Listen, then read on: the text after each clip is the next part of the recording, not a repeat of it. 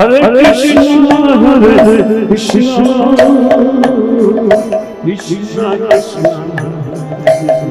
Krishna Krishna, Hare Ram, Ram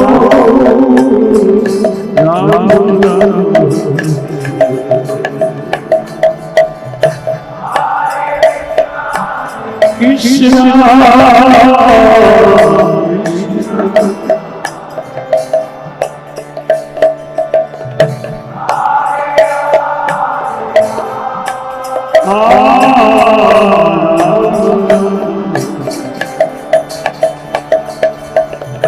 Hare Krishna, Krishna Krishna,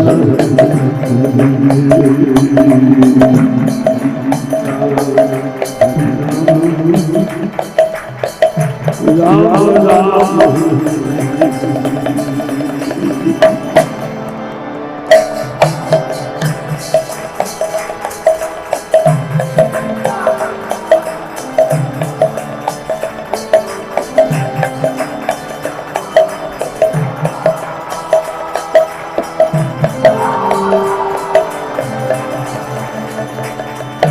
Hare Krishna, Hare Krishna, Krishna Krishna, Hare Hare, Hare Ram, Hare Ram.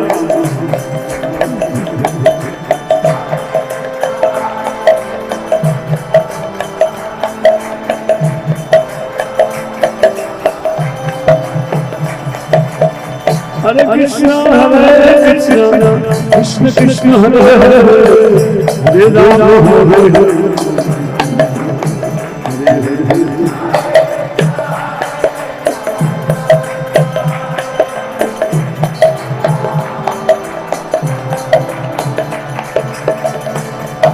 Krishna Hare Krishna Krishna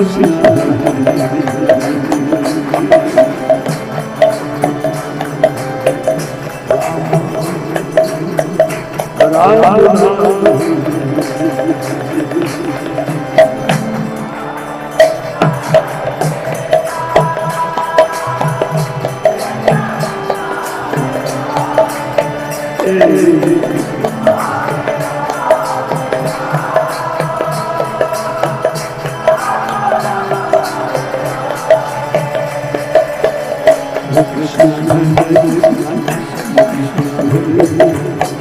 Hare Ram, Hare Ram, Ram Ram,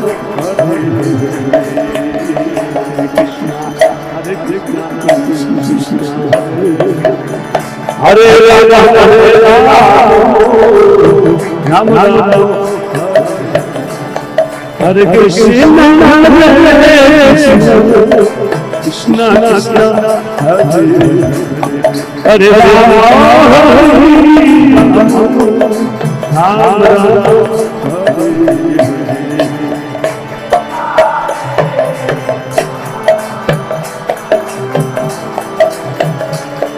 Hare Ram, Ram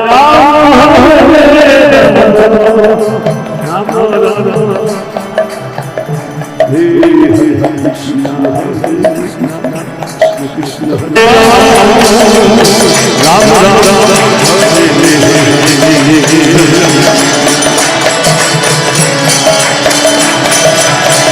Hare Ram, Hare Ram, Ram Ram, Hare Krishna, Hare Krishna, Krishna Krishna, Hare Ram, Ram Ram, Hare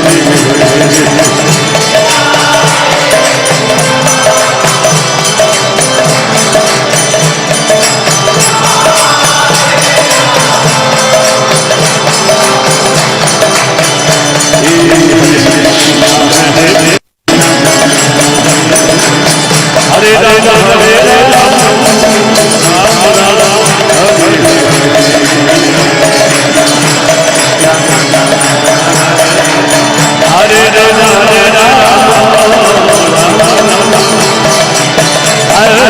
Krishna Hare Krishna Krishna Hare Hare Rama Hare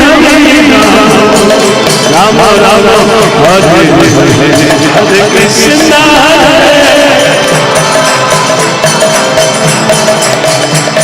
Rama Hare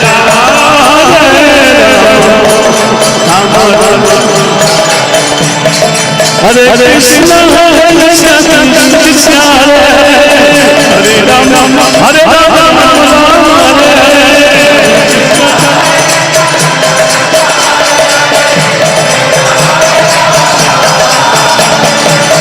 Krishna Krishna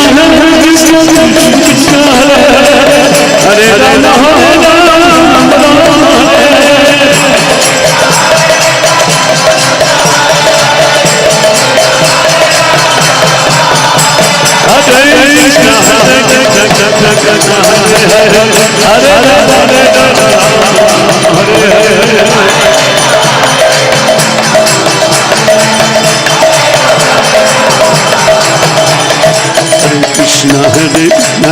Krishna Krishna Hare Rama Hare Rama Rama Rama Hare Hare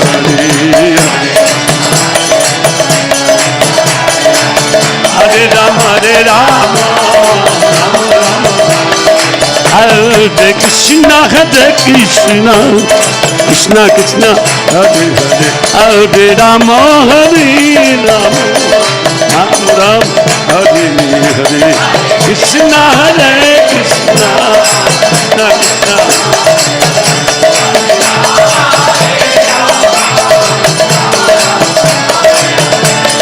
Krishna Hare Krishna Krishna Krishna Hare Hare Hare Rama Rama Rama Hare Hare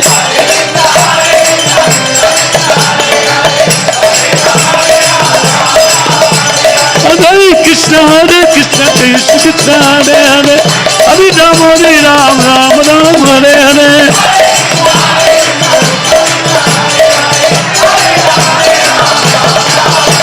Hare Krishna Krishna Krishna Hare Hare Hare Rama Rama Rama Hare Hare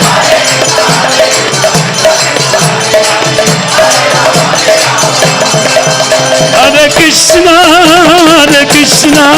Krishna Krishna Hare Hare Hare Rama Rama Rama Hare Hare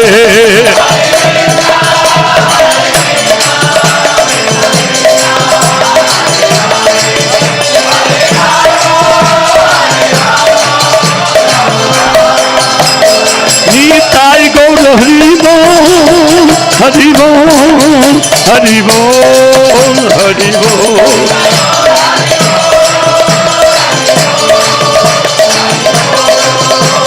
Jaya Jaya Prabhupada Prabhupada Prabhupada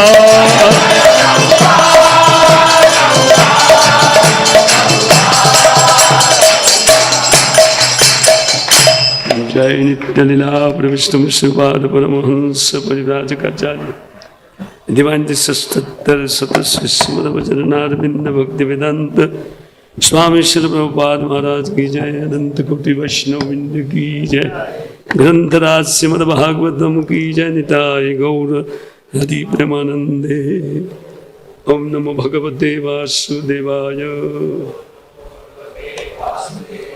Om Namo Bhagavate Vasudevaya Om Namo Bhagavate Vasudevaya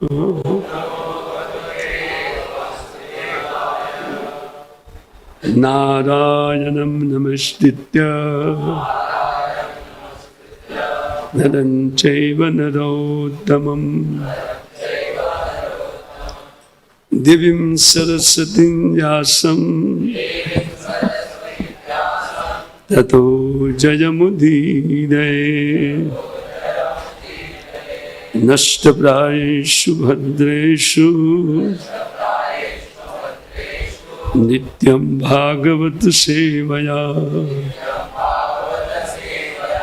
Bhagavati Uttama Sloke भक्ति भवती नैष्ठिकी। श्रीमद् भागवतम सप्तम स्कंद अध्याय 2 श्लोक संख्या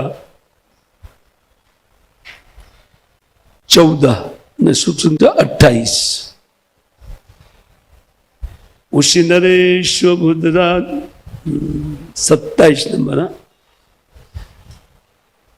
28 तक ठीक है। उसी नरेश्वर बुद्धराजा सुयज्ञ इति विस्तृता सपत्ने निरहतो युद्धे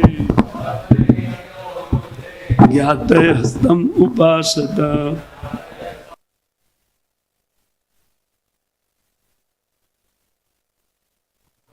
उसे नरेश्वर बुद्धराजा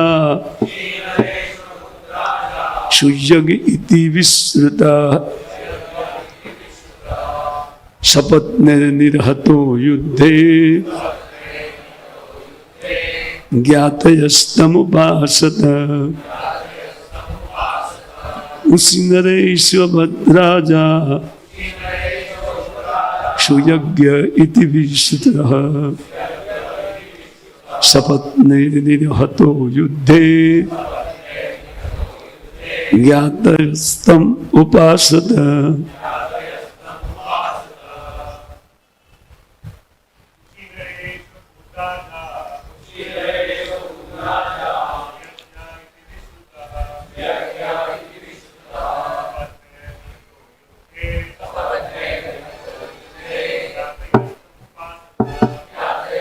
माता जी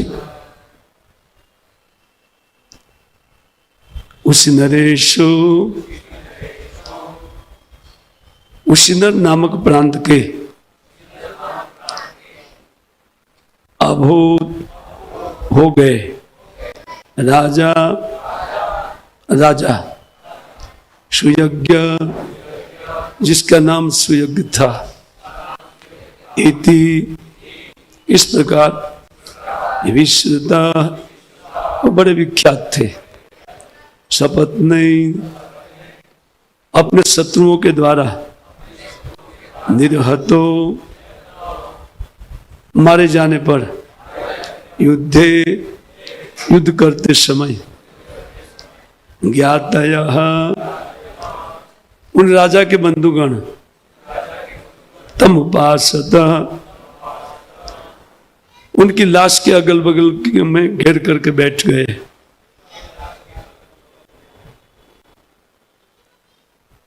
तो यहां पर यह बताया गया है ये इतिहास हिरण्यकशिपु अपनी माता और अपनी वधू और उनके भाई के लड़के को इतिहास श्रवण करवा रहे हैं। कल हम लोग देख रहे थे कि किस प्रकार उन्हें आत्मज्ञान देकर भी वो समझा नहीं पाया, इसलिए वो कहते हैं कि अत्र इति उदाहरन्ति इतिहासम पुरातनम। एक पुरातन इतिहास में आप लोग को बताता हूँ और जिस इतिहास में यमराज जी और दिवंगत जीव के संबंधियों के बीच जो वार्तालाप हुआ था उसको आप लोग मुझसे सुनिए। ऐसा कहते हुए उन्होंने कहा कि पूर्व काल में एक उसिनर प्रांत के एक बहुत विख्यात सुयज्ञ नामक राजा हुए और वे राजा उनके शत्रु के द्वारा युद्ध के मैदान में मारा गया। उनके बाद में उनकी लाश को घेर करके उनके इस क्षत विक्षत शरीर को घेर करके उनके बंधुजन उनके आसपास बैठ गए थे। अमज्ञानतिमिदन्धस्य ज्ञानाञ्जन शलाकया चक्षुरुन्मीलितं येन तस्मै श्रीगुरुवे नमः। श्रीचैतन्यमनोभीष्टं स्थापितं येन भूतले सोऽयं रूपकदा मह्यं ददाति स्वपदान्तिकम्। वन्देऽहं श्रीगुरौ श्रीयुतपदकमलं श्रीगुरुर्नवैष्णवांश्च श्रीरूपं साग्रजातं सहगण रघुनाथन्वितं तं सजीवं साद्वैतम सावधूतम परिजन सहितम कृष्ण चैतन्य देवम श्री राधा कृष्ण पादान सहगण ललिता शिव शाकन विदंश्च मुखम करोति वाचालम पंगुमलंघयते गिरिम यत्कृपातमहं वन्दे परमानन्दमाधवं श्रीगुरुनलिनतारिणं श्रीचैतन्यईश्वरं जयतं सुरतपङ्गोरमम मन्दमतिर्गति मत्सर्वत्सपदाम्बोजो श्रीराधामदनमोहनो वाञ्छाकल्पतरुभ्यश्च कृपा सिन्धुभ्यैव च पतितानां पावनेभ्यो वैष्णवेभ्यो नमो नमः। जय श्री कृष्ण चैतन्य प्रभु नित्यानंद श्री अद्वैत गदाधर शिवासादि श्री गौर भक्त वृंद। हरे कृष्णा कृष्णा कृष्णा हरे हरे हरे राम राम राम हरे हरे।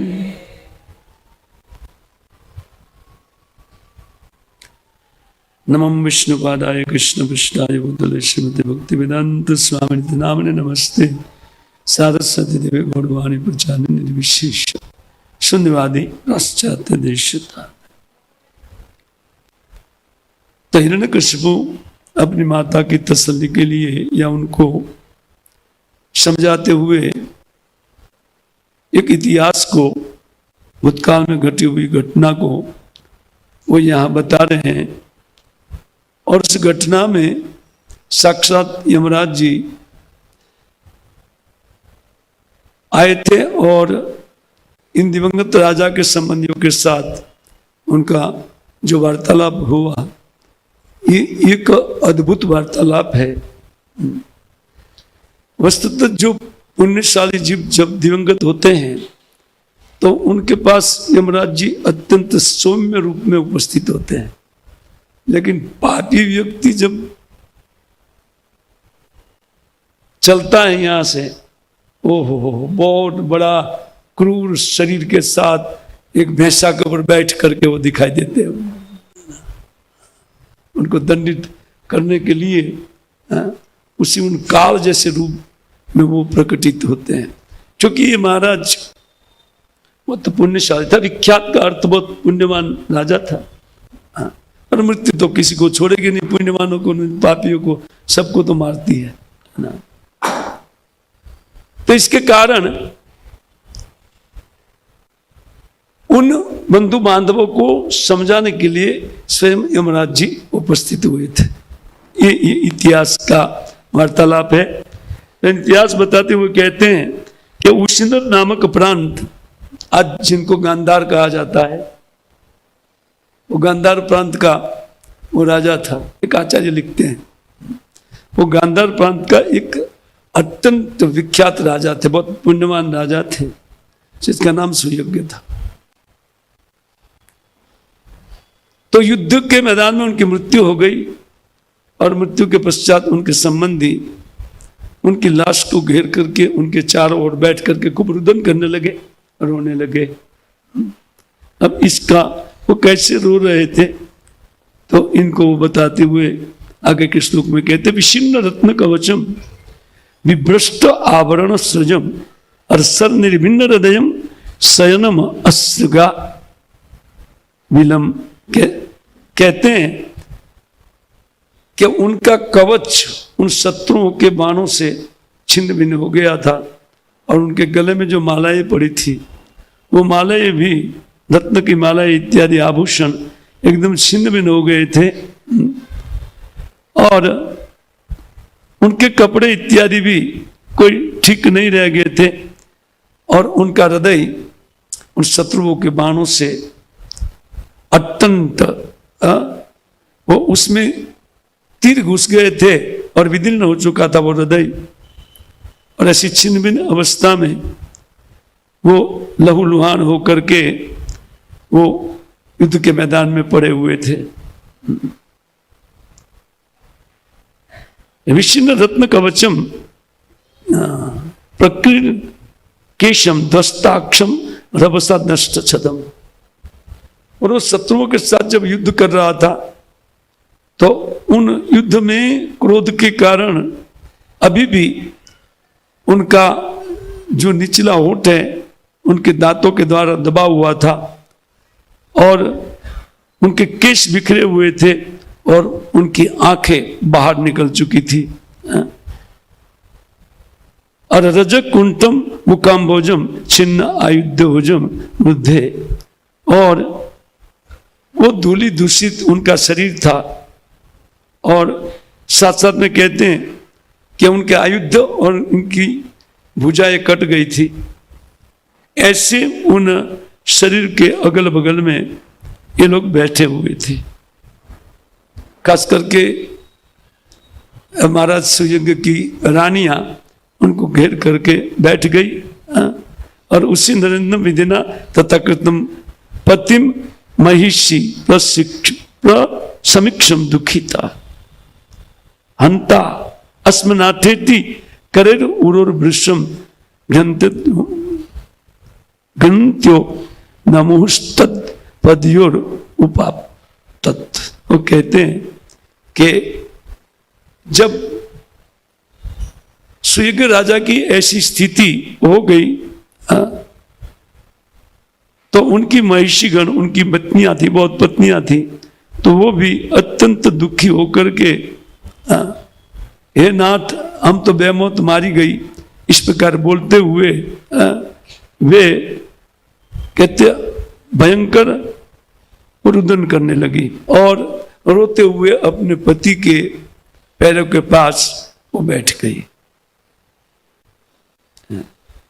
इस संसार में ये एक बहुत भयंकर दशा है जीव की, लेकिन जीव इस दशा को देख करके भी समझ नहीं पाता है कि मुझे भजन करना चाहिए। रो देता है कुछ दिन के लिए, दिवंगत जीव के लिए रो देते हैं, उनके लिए कुछ कर्मकांड इत्यादि संपन्न करते हैं, लेकिन विचार नहीं करते हैं कि एक दिन मेरा भी यही दशा होगा।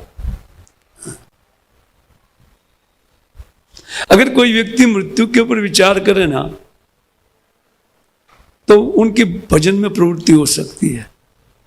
भक्तों का संग है और मृत्यु पर विचार करे या अपने दुखों पर भी विचार करे व्यक्ति कि मैं इतना दुखी क्यों हूं, तो उनके समझ में आ जाएगा कि मुझे भजन करना चाहिए।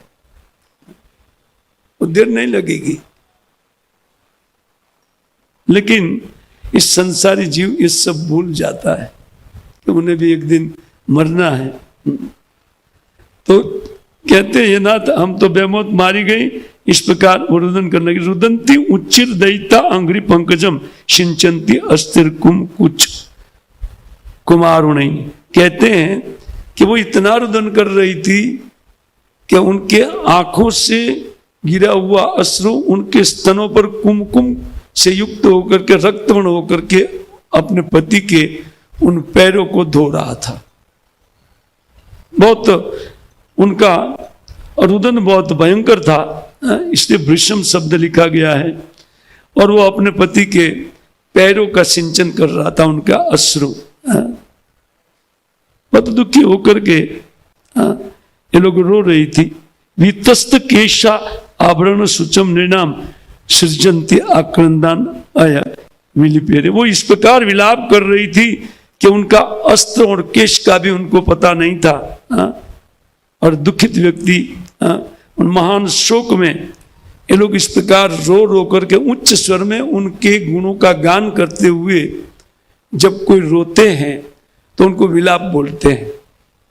देखा जाता है पहले जमाने में मैंने देखा है कि एक स्पेशल ग्रुप बुलाया जाता था। वो चारण और भाटों का वो ग्रुप होता था। जब मैं छोटा था तो मैंने ये कई बार देखा है, क्योंकि दुख को बढ़ाने के लिए उन लोग को बुलाया जाता था और पहले उनके गुणों को बताया जाता था। और चारण तत्काल कीर्तन बना लेते हैं। जो भाट चारण होते हैं तो कीर्तन बनाने में एक्सपर्ट होते हैं, कविता बना लेते हैं उनकी। और फिर वो कविता गाते हुए वो उन लोग को खूब रुलाते हैं। अब रोने में जैसे मजा आ रही, उस प्रकार इनका गुणों का गान करते हुए अत्यंत विलाप ये लोग करने लगे। ऐसा समाज में होता है। आक्रंदन या विलिपीरे सुरजती नाम सोचा, यहां तक कि उनके उन शोक में रोते हुए देख करके किसी का भी हृदय द्रवित हो जाएगा। उसी प्रकार का वो विलाप कर रही थी, दूसरों के चित्त में शोक का विस्तार कर रहा था उनका क्रंदन, क्योंकि उनका पति मारा गया था। अहो विधाता करुणैन, तो हे विधाता, ऐसे तो अब ऐसे ही आपका स्वरूप क्रूर है, दूसरे के लिए क्रूर नहीं है ना। लेकिन कहते हैं क्या हो विधाता करुणे न प्रभो भगवान प्रणीतो दिग्गोचराम दशाम। वो कहते हैं एक क्रूर विधाते, आपने हमारे पति को हमारी दृष्टि से ओझल कर दिया। देखिए वो कहते हैं आप प्रभु है, समर्थ है, अब आपको कोई क्या बोले, अभी तक हमारी कामनाएं पूर्ण नहीं हुई है और हमारे पति को आपने मार दिया।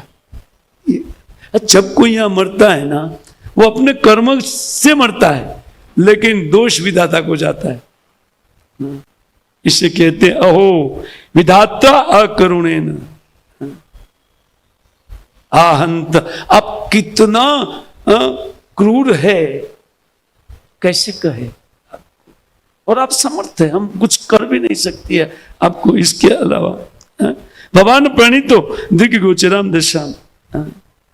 अब आपने हमारे पति को हमारी दृष्टि से ओझल कर दिया। कहते उसी नारायण वृत्ति तो पूरा, और पूर्व में आपने ही उन सब, हम केवल हम उनकी पत्नियों को नहीं बल्कि पूरे उशनर प्रांत के लोगों का पालन के लिए नियुक्त किया था। हम सबकी जीविका चला रहे थे राजा, किंतु अधुनायन सुचाम विवर्धनम। और वही आज अकरुण विधाता आपने उनको हमारे शोक का कारण बना दिया है। संसार में यही चलता है, जब तक सब कुछ ठीक ठाक चलता है तब विधाता को बहुत थैंक यू बोलते हैं। वो चलता है सब कर्मों के कारण, इसमें न तो भगवान का न तो विधाता अर्थात मम्मा को कोई दोष दे, वो मूर्ख लोग हैं। तो इस प्रकार ये लोग विधाता को बहुत उनके ऊपर आक्षेप कर रहे थे कि आपने पहले तो हमारे वृत्ति देने वाले के रूप में, एक राजा के रूप में हम सबका वो पालन कर रहे थे, और आज आपने ही उनको ऐसा कर दिया कि हमारे शोक का कारण बन गया है। यही बात है संसार में, जो वस्तु आज आनंद का कारण है, कल वही वस्तु हमें दुख देने वाली हो जाएगी। एक भयंकर स्थिति में हमको रखा गया है, लेकिन अत्यंत भयावह स्थिति में भी हम कुछ सुख खोज रहे हैं, और कहीं से थोड़ा बहुत अपने मन के अनुसार हो जाता है ना, तो हमारा चित्त आहा करने लगता है।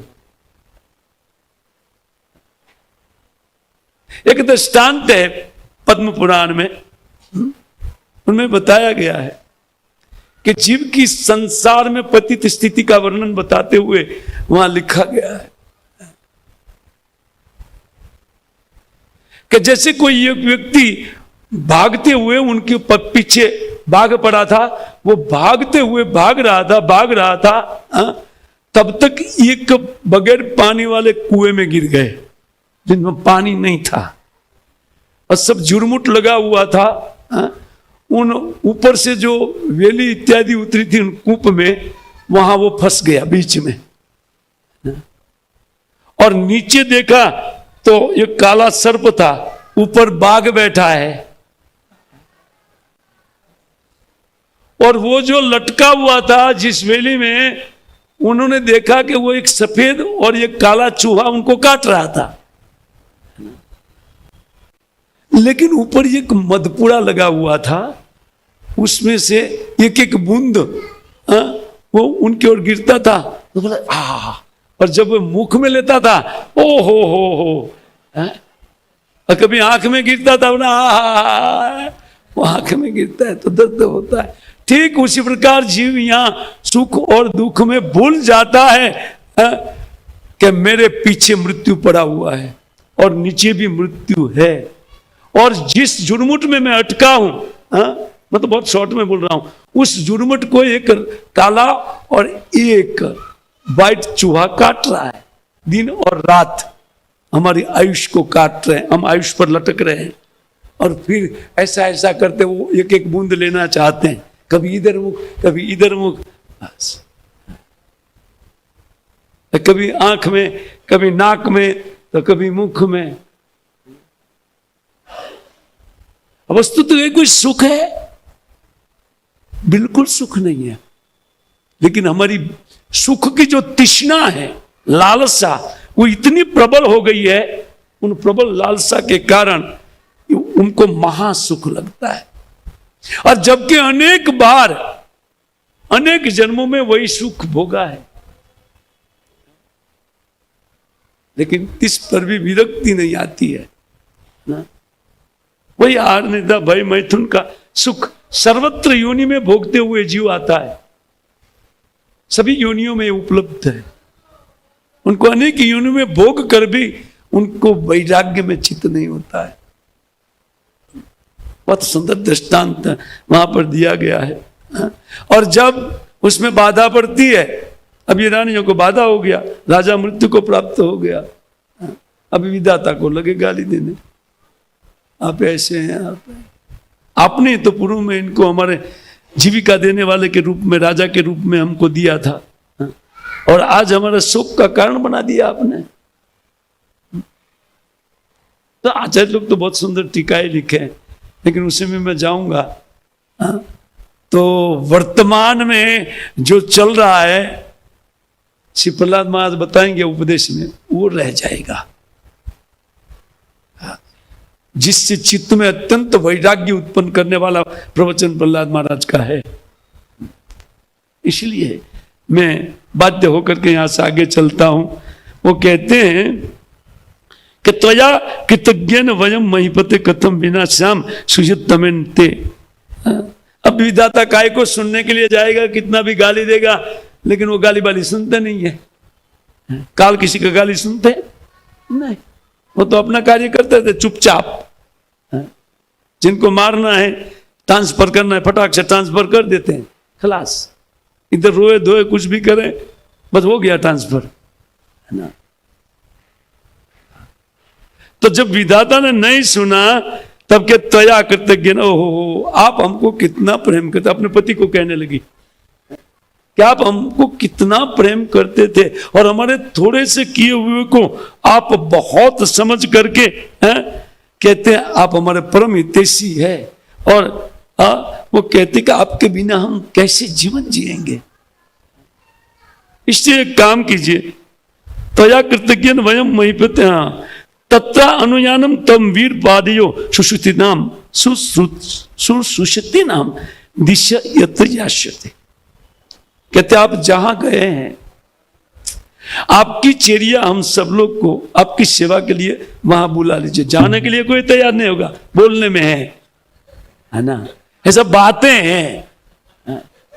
अरे मैं मर गया होता तो अच्छा था, ये बेटा मेरे पहले मर गया,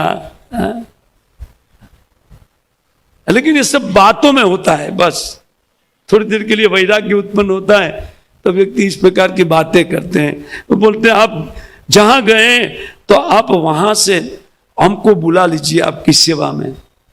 जाइए, कौन मना कर रहा है, मर जाइए, लेकिन मरेगी नहीं है। हाँ,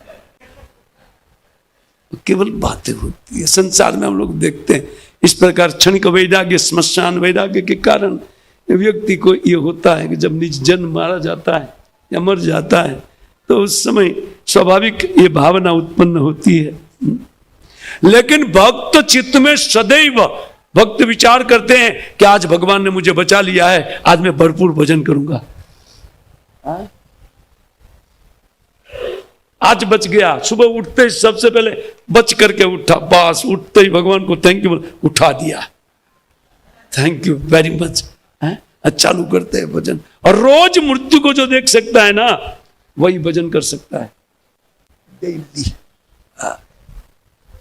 बोले भगवान का स्मरण करके मृत्यु भगवान का तो नहीं आता है ना। इसलिए मरण का स्मरण बहुत आवश्यक है। अगर भगवान का स्मृति बढ़ने लगे तब तो बहुत अच्छा है, तब तो प्रीतिपूर्वक भजन चलेगा, प्रेम पूर्वक। हम भजन को घसीट रहे हैं, उसका अर्थ क्या है? जगने के टाइम दूसरा विचार तीसरा विचार आता है। थैंक यू बोलना चाहिए भगवान को, आज मैं उठ गया, धन्यवाद। आज पूरा दिन भी और कुछ काम नहीं करूंगा, केवल का भजन करूंगा और भागवतम पाठ करूंगा। संकल्प के साथ भक्त लोग उठते हैं, और हमारा संकल्प विचित्र विचित्र लेकर के हम लोग उठते हैं। उठा दिया इसमें भगवान का क्या, उठ गए। भगवान को क्यों बीच में लाते हैं? हम उठे हैं, लोग तो बोल देते हैं, एकदम धड़ाम से बोल देते हैं। अब भगवान को बीच में लाने की जरूरत क्या है? हम ऑफिस चला रहे हैं और हम लोग कमाई करते हैं, घर में लाते, भगवान को कहां बीच में लाते हैं? क्योंकि बेटा आप बीच में हवा खींचते हो, वो किसका खींचते हो? उनका है, इसलिए बीच में लाना पड़ता है। जिसकी हवा खींच करके तुम जी रहे हैं, उनको बीच में नहीं लाना चाहिए। ऑक्सीजन लेकर के आए थे, इसलिए बीच में लाना जरूरी है भगवान को। और ये शिक्षा है अद्भुत हमारे जीवन में। अगर हमारे जीने के काल में जितना हम भगवान को बीच में रख पाएंगे, उतना हम बुद्धिमान माने जाएंगे, विद्वान माने जाएंगे।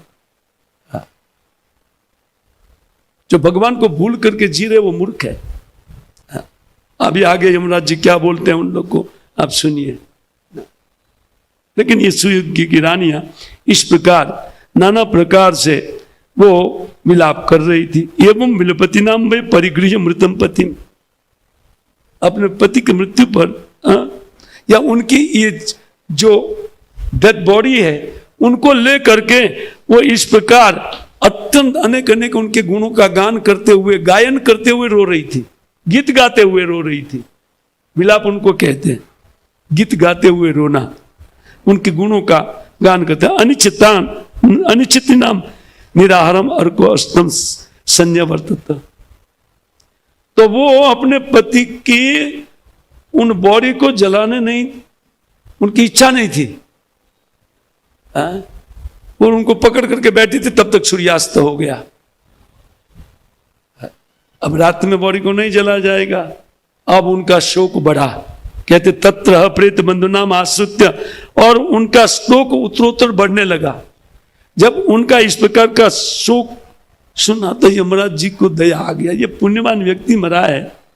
इसलिए यमराज जी एक बालक का रूप लेकर के आतान बाल को भूतवा यम स्वयं उपागत, स्वयं यमराज जी आ गए एक बालक के रूप में।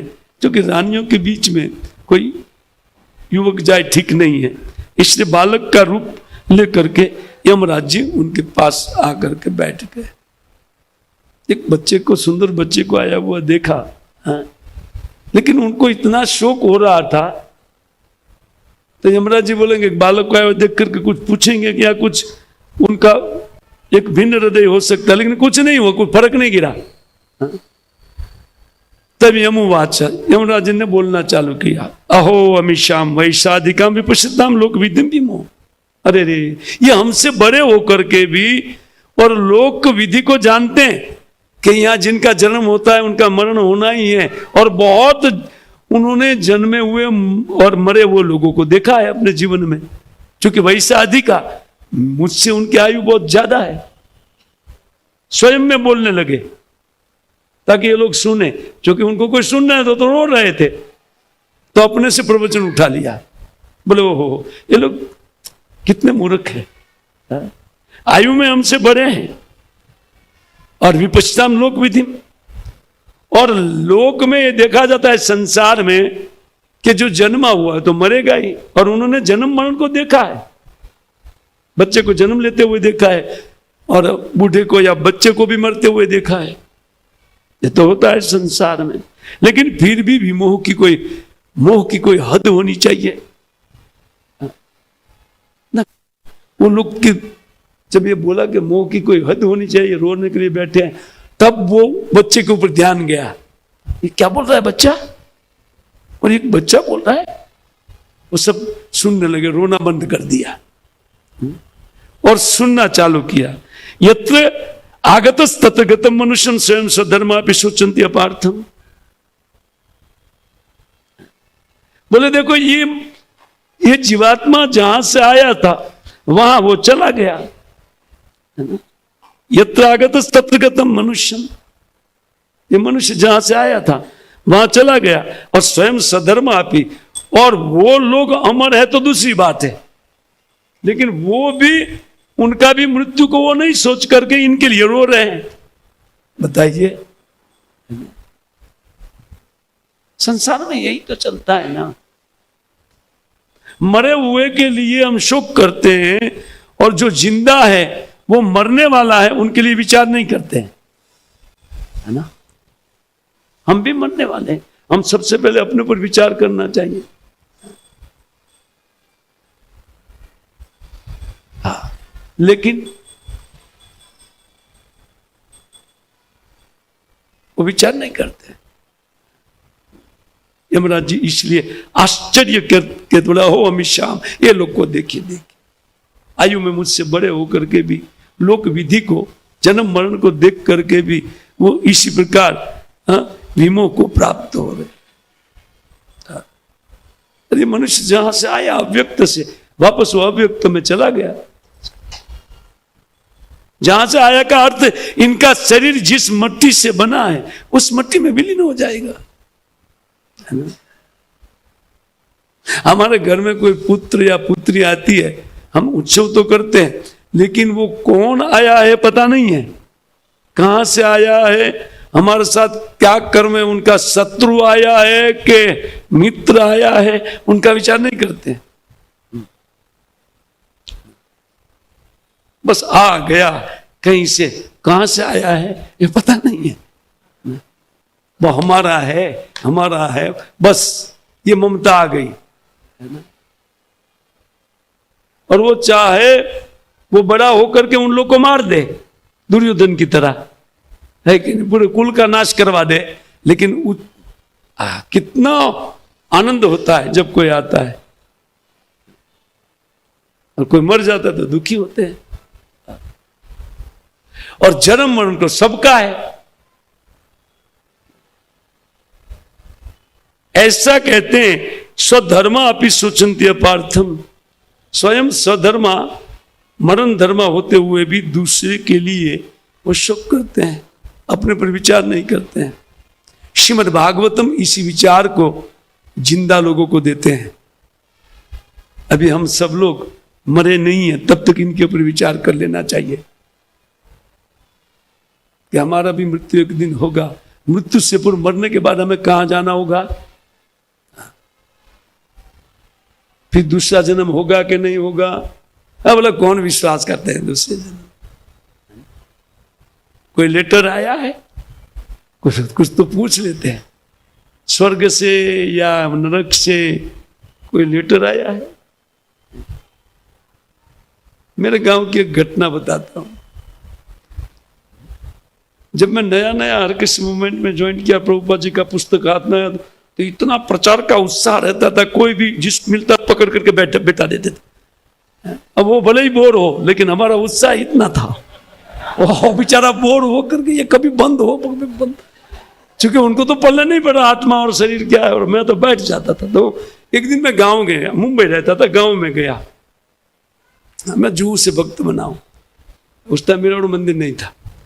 तो गांव में गया, तो गांव में भी वो खुजली चालू रही ना, वो जल्दी बता दे, ये लोग को बता दे कि आप आत्मा हैं आप। तो वहां गांव में तो बूढ़े लोग, युवक सब तो शहर में रहते थे।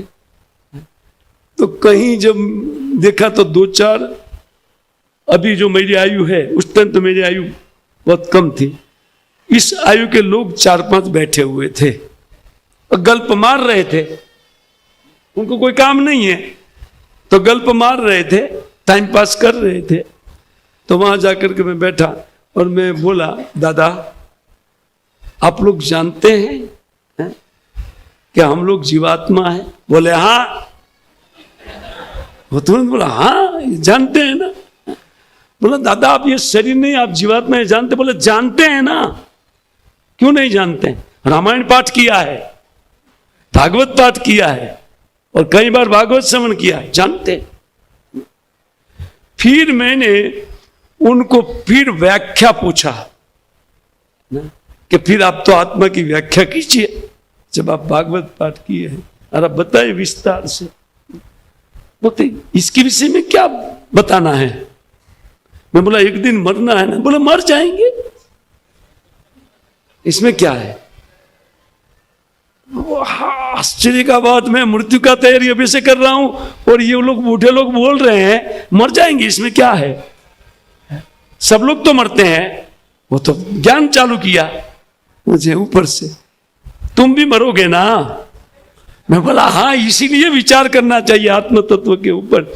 लेकिन जैसे मैं आत्म तत्व का ज्ञान उठाया, वो उसमें से 2 बाकायदा सो गए और 2 खड़े होकर के चल दिए और एक जम्बाई लेने लगा।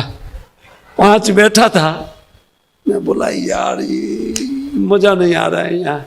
तो मैं चला मंदिर की ओर, वहां कोई भगत मिल जाए तो जरा थोड़ा चर्चा विचारणा करके मेरी संतुष्टि के लिए मैं मंदिर में कोई होता नहीं है, खाली मंदिर था, पुजारी बैठा हुआ था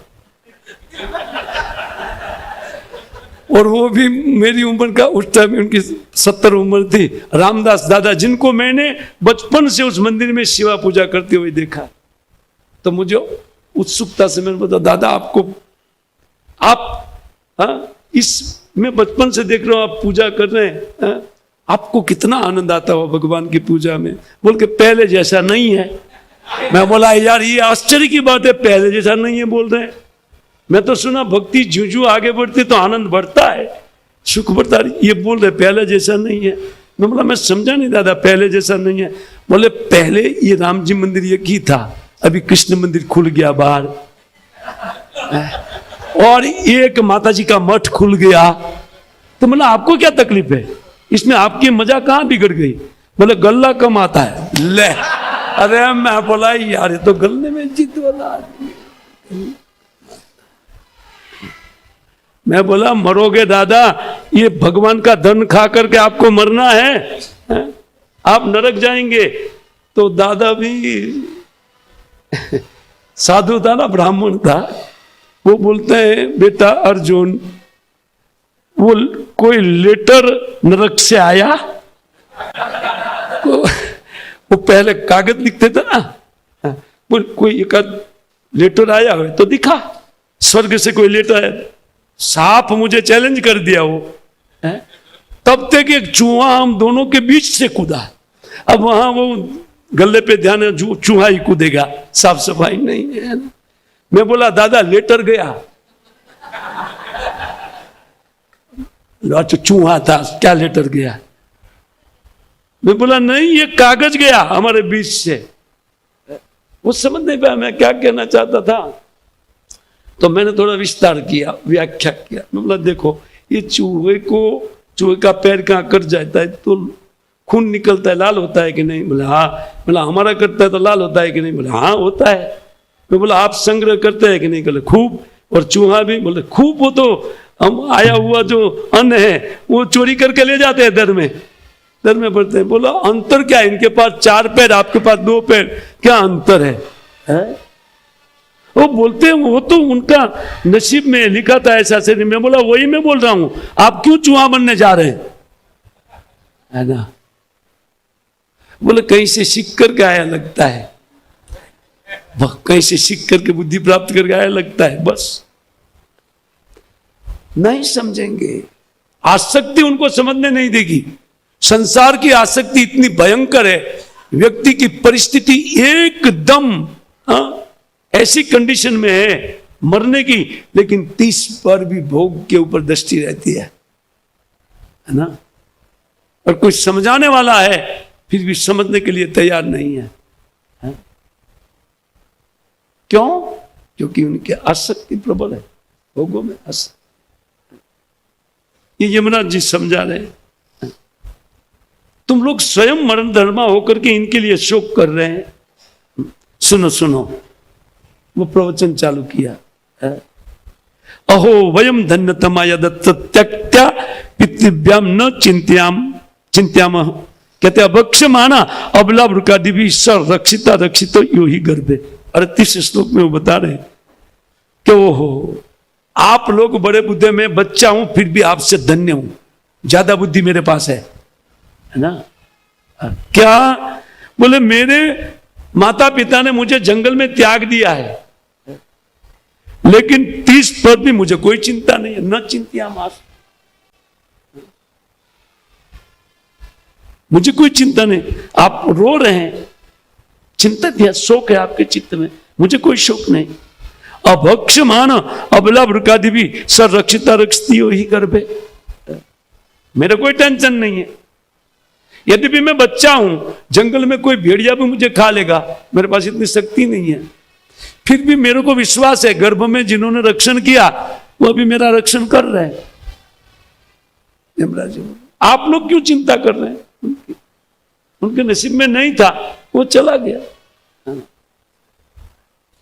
तो मान लीजिए सुयुग्गी की पत्नियां कहे कि इसका गर्भ में किया था ना, अभी क्यों नहीं किया? अभी तो करना चाहिए था, जैसे आपका किया गर्भ में और आपका जंगल में भी किया, तो इसका अभी भी करना चाहिए था। तब अगले श्लोक में कहते इच्छी ईश्वर, ये तो भगवान की इच्छा की बात है ना। कहते सर्जति इदम अव्यय य एव रक्षति अवलंबते च य तस्य अबला कीड़नम आहुर ईशितुश्चराचरम निग्रह संग्रह प्रभु। वो तो प्रभु है, किसी को दंड देना और किसी को गिफ्ट देना ये सब उनके हाथ में है। व्यक्ति कहां तक जिंदा रहेगा उनके कर्म के अनुसार। ये तो कहते हैं इस जगत का सर्जन भगवान करते हैं और उनका विनाश करते हैं, और किसी का रक्षण करते हैं, किसी को मार देते हैं। ये तो उनकी लीला विशेष है, उनकी क्रीड़ा विशेष है। तस्य अबला, आप लोग स्त्रियां हैं इसलिए समझ नहीं पा रही है, आपकी बुद्धि कम है ना। मूढ़ा यमन सुसोचता, पीछे कहेंगे आप मूर्ख है, पीछे भी कहेंगे अबला। कहते किड़कम आहुर शितुर चराचम, ये सारा विश्व एक भगवान की क्रीड़ा स्थली है, लीला स्थली है, ये प्रपंच लीला है। क्यों भगवान ये प्रपंच लीला करते हैं? क्योंकि हम उनके अंश हैं। हमारे लिए भगवान ने इस संसार की रचना किया है, ये भगवान की क्रीड़ा मात्र है, उनके लिए एक क्रीड़ा मात्र है। और हम लोग जन्म मरण प्राप्त कर रहे हैं, वो क्रीड़ा करे। ऐसा बाप को देखा नहीं कभी, लेकिन ऐसा बेटा भी नहीं देखा कि बाप के सामने देखते ही नहीं है ना। कई बेटे लोग हैं ना, जन्म के बाद में उनको बोले पिता का सेवा करने के लिए पिता जन्म देते हैं, लेकिन हम जन्म से ही पिता को छोड़ दिए। ऐसे एक पुत्र है, अज्ञान के कारण हमें आपकी सेवा नहीं चाहिए, हमें आप जैसा बनना है। बोलो तो आओ, माया बाजू में आइए, आइए बनिए, भगवान बनिए, चांस देते हैं। ये भगवान की प्रपंच लीला है। जीवों को ये सब कुछ समझाने के लिए, दुख का अनुभव कराने के लिए, अपना भजन में प्रवृत्ति कराने के लिए संसार है। वो तो ईश्वर सर्जन करते हैं और निग्रह संग्रह है प्रभु। किसी को आशीर्वाद देते हैं, आपके प्रति आशीर्वाद है तब तक आप जीते रहेंगे। आपका कर्म पूरा होने पर वो आशीर्वाद चला जाएगा, आप भी जाएगी ना। आज जी रही है तो कहते हैं आप अबला है, आपकी बुद्धि में ये बात नहीं बैठेगी। इसको एक उदाहरण से समझिए। अगले श्लोक में कहते हैं पथिच्युतम तिष्ठति दृष्टि रक्षितम गृह स्थितम तद्विहितम विनश्यति। कहते हैं कि किसी की कोई वस्तु भूल गया, मार्ग में कहीं भूल करके पड़ी रही, तो अगर उनके नसीब में है तो उनको वापस वो जाएगा तो वहीं पर पड़ा हुआ मिलेगा ना। और नसीब में जिसका नसीब जितना है वहीं तक व्यक्ति कार्य कर सकता है, आगे नहीं। या जो वस्तु नसीब में, कहते पथिच्युत, यद्यपि रास्ते में गिरी हुई वस्तु तिष्ठति दृष्टि रक्षितम गृह, उन पड़ी हुई वस्तु भी अगर नसीब में है तो मिल जाएगी, भूल करके पड़ी रही। लेकिन गृह स्थितम तद्विहितम विनश्यति, लेकिन घर में रखी हुई वस्तु भी उनका भी नाश हो जाता है अगर नसीब में नहीं है तो। आपका पति आपके नसीब में था तब आपके पति के रूप में उन्होंने कार्य किया ना। कहने का अर्थ यह है, कहते जीवती अनाथो अपि तदीक्षितो बने।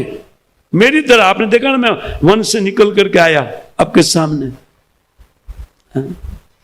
कहते भगवान जिनकी रक्षा करना चाहते हैं वो वन में रहते हुए भी उनको कोई मार नहीं सकता है, उनको भेड़िए या कोई रानी पशु उनको खा नहीं सकता है। बाकी कहते गृहे अपि गुप्तो अस्य हतो न जीवती, लोग घर में ही तो मरते हैं, है ना, ज्यादातर लोग, है ना। वो घर में आप कितना भी रक्षण करने वाला व्यक्ति है, लेकिन जिनका नसीब पूरा हुआ है उनका रक्षण होने वाला।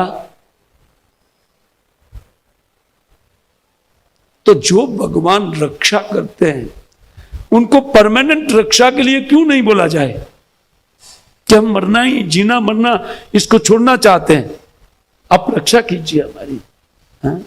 जैसे हमारे चित्त में बात आएगी ना, उसी समय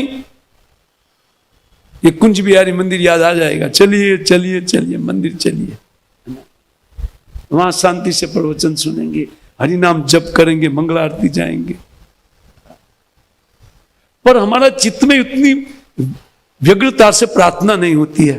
नहीं तो कुछ लोग क्यों आकर के यहीं पर निवास बना लिया, लेकिन ब्रह्मचारी का निवास यहीं पर है, वो मंदिर में ही रहते हैं। और हम आते हैं तो भी टाइम देखते हैं कब पूरा होने वाला है, कब पूरा होने वाला है। आसक्ति हमारी भिन्न है। जितनी व्यग्रता सांसारिक कर्म में हमारी है, उतनी व्यग्रता अगर भक्ति में हो जाए ना, हमारा काम बन जाए। और कुछ नहीं करना है, लोभ निर्माण करना है भक्ति में, लोभ भगवान व्यवस्था करेंगे। भक्ति के लिए भगवान संपूर्ण व्यवस्था देने के लिए तैयार है।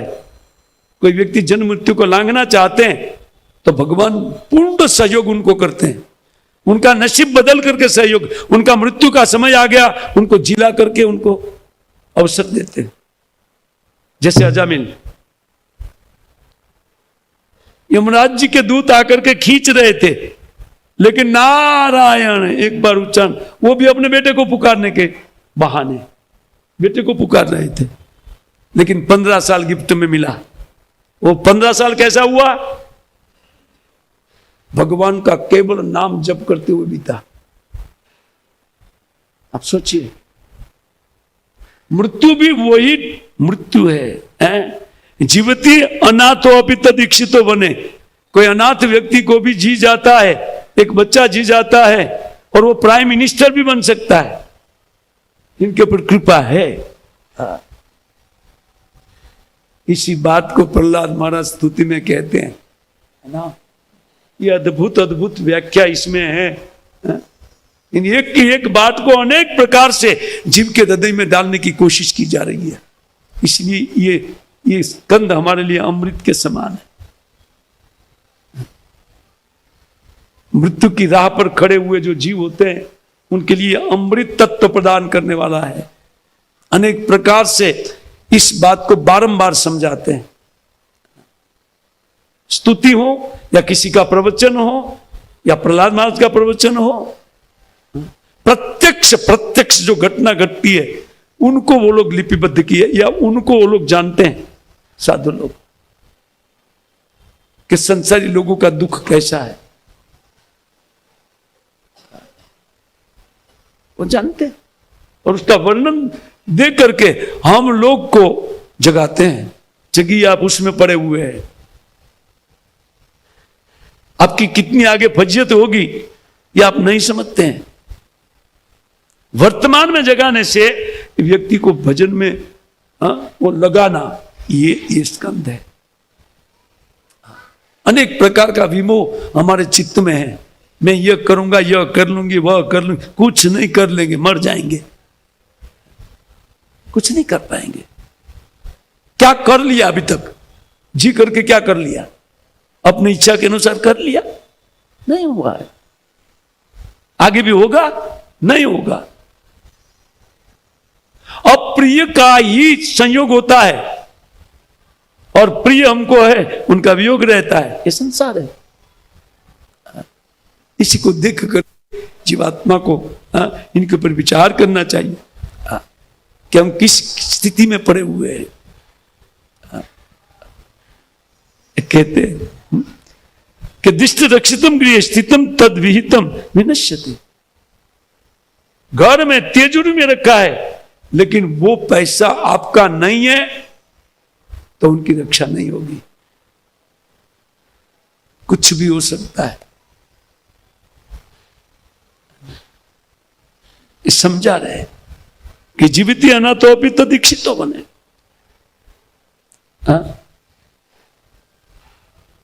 कहते वन में भी व्यक्ति मारा नहीं जाएगा और घर में रहने वाला व्यक्ति बच नहीं सकता है अगर नसीब नहीं है तो, और वो मर नहीं सकता है।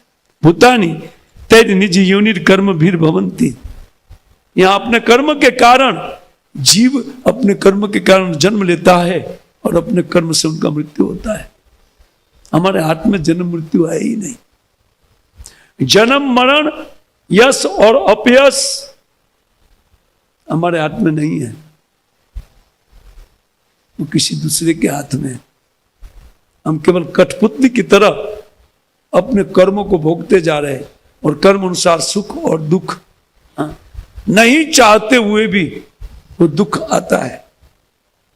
तो नहीं चाहते हुए सुख भी आएगा, मेहनत क्यों कर रहे सुख के लिए? इसलिए प्रहलाद महाराज अपने उपदेश में कहते हैं तत्प्रयासो न कर्तव्यो यह तो आयुर परमम व्यव्य।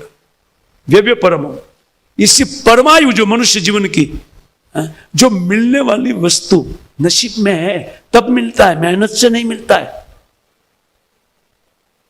उनके लिए व्यर्थ की मेहनत क्यों की जाए और इसमें परमायु उनमें क्यों लगाया जाए? समय और शक्ति का दुरुपयोग है। मिलने वाली वस्तु के लिए मेहनत कौन करेगा? मूर्ख। नहीं मिलने वाली वस्तु के लिए मेहनत करना चाहिए। शाश्वत जीवन किसी के पास नहीं है और हम जीना चाहते हैं, उसके लिए मेहनत करनी चाहिए। हम मरना नहीं चाहते। समस्या है मृत्यु, और आसानी से व्यक्ति भजन करके मृत्यु से बच सकता है। प्रेम से भजन करके मृत्यु के ऊपर उठ सकता है।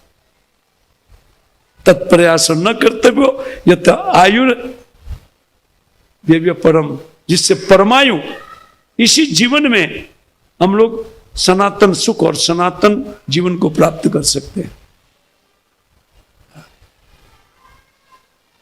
लेकिन देखिए वो कहते काले न भवंती सर्वस्व। वो कहते कर्म भीर भवंती, कर्म के कारण होता है और कभी कभी नहीं भी होता है। न तत्र हा आत्मा प्रकृता अपि स्थितस्यापि गुणेर अन्यतमो निबध्यते। ये तो कर्म के आधार पर शरीर मिलता है, शरीर जाता है, लेकिन आत्मा उससे भिन्न है। उनको इन शरीर से कोई सरोकार नहीं है। अगर ये भले बुरे कर्म अपने सुख के लिए करना बंद करे, उनके लिए कोई टेंशन नहीं है। भक्त लोग अपने आप को निकाल लिया, बाकात कर लिया, हम इसमें नहीं रहेंगे। पढ़ लिख करके भी कोई साधु हो जाता है तो संसार में आंख भर जाती। ये तो डिग्रियां, उनकी डिग्रियां वाले साधु है। वो जान गए कि इसमें कोई लाभ, साधु बन जाओ। हम मूर्ख है कि पड़े हुए हैं। वो कभी कभार आते भी है तो दुख मांगने के लिए आते हैं, भगवान से दुख मांग करके जाते हैं, ये सामान दे दीजिए, वो सामान साथ में रहने वाला है नहीं। और भोगों में केवल दुख है, लेकिन उनको नहीं देख करके हम उनको लिस्ट रख के जाते हैं। और यहां परमानेंट रहने वाला कभी नहीं मांगते। वो जान गए हैं कि मांगने में भलाई,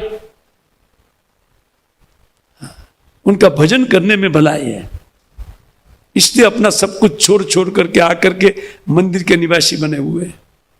बोले हमें कुछ नहीं करना है, बस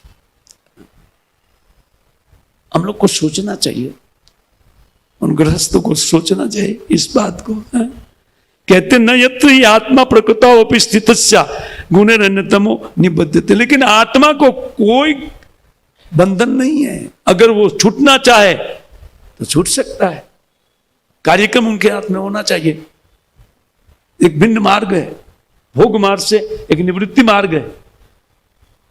इससे प्रवृत्ति को छोड़ छोड़ करके बुद्धिमान व्यक्ति निवृत्ति मार्ग को पकड़ रहे हैं। और युवक लोग पकड़ना चालू किया और बूढ़े लोग बोलते भजन का कोई ये आयु है, अभी छोड़ करके आकर बैठ के भक्त हो गए, ये कोई आयु है? आप कर पा रहे इस आयु में? आप बूढ़े हो गए हैं नहीं, क्योंकि ट्रेनिंग नहीं है। भविष्य में बूढ़े होकर के भी हमको भजन करना है, इसलिए युवानी में ट्रेनिंग ले रहे हैं। जितना अच्छा ट्रेनिंग लेते हैं ना, बुढ़ापा उतना अच्छा बीतता है भगवत भजन में। उन्हें तो रोते हुए आए उतास में बीत जाएगा। भविष्य का भक्तों के पास योजना होता है। और ये दूसरी बात, अगर उन लोग के साथ घटना घटने वाले हमारे साथ हमारा मरण नहीं होगा तब तो कोई दिक्कत नहीं है, लेकिन एक साथ में काल सबके आयुष्य को खा रहा है। जो लोग भोग कर रहे हैं उनके आयुष्य को भी खा रहा है, जो त्यागपूर्वक जी रहे हैं उनके आयुष्य भी बीत रही है, लेकिन उनकी आयुष्य भगवत भजन में बीत रही है। और वो अपने उन सनातन मार्ग में अटल होकर के उनका उपाय करते हैं। हरे कृष्णा कृष्णा कृष्णा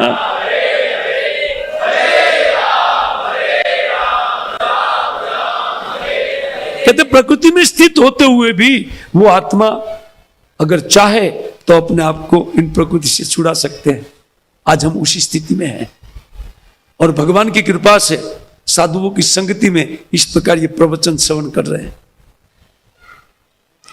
अगर सिंचर तो कल से 64 चालू हो जाएगी कि नहीं? अगर इसमें सिंचर है तो कल से 64 माला में कौन रोक सकता है? कौन रोकेगा 64 करने में?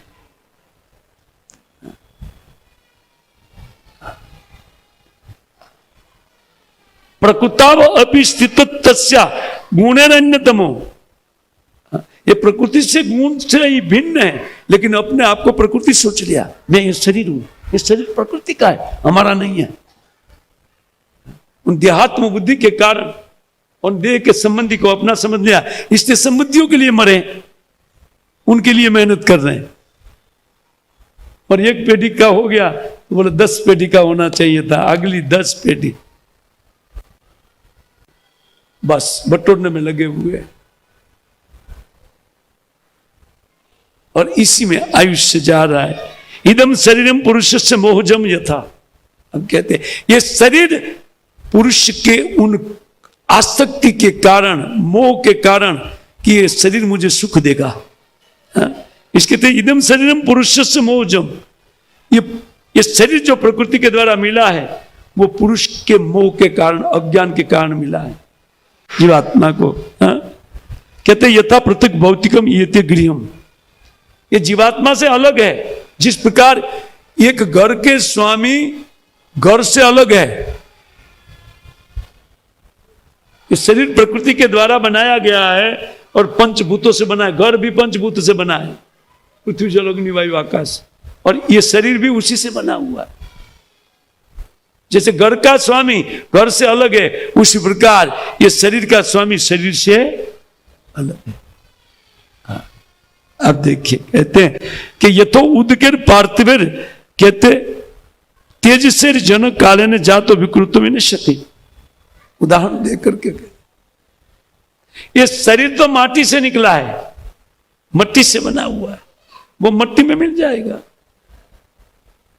ये तो उद के उदाहरण दे रहे। जैसे जल से एक हवा का एक गुब्बारा निकलता है और समय पर वो फूट जाता है, उसी प्रकार ये देह प्रकृति के द्वारा मिला है, लेकिन ले लिया जाएगा।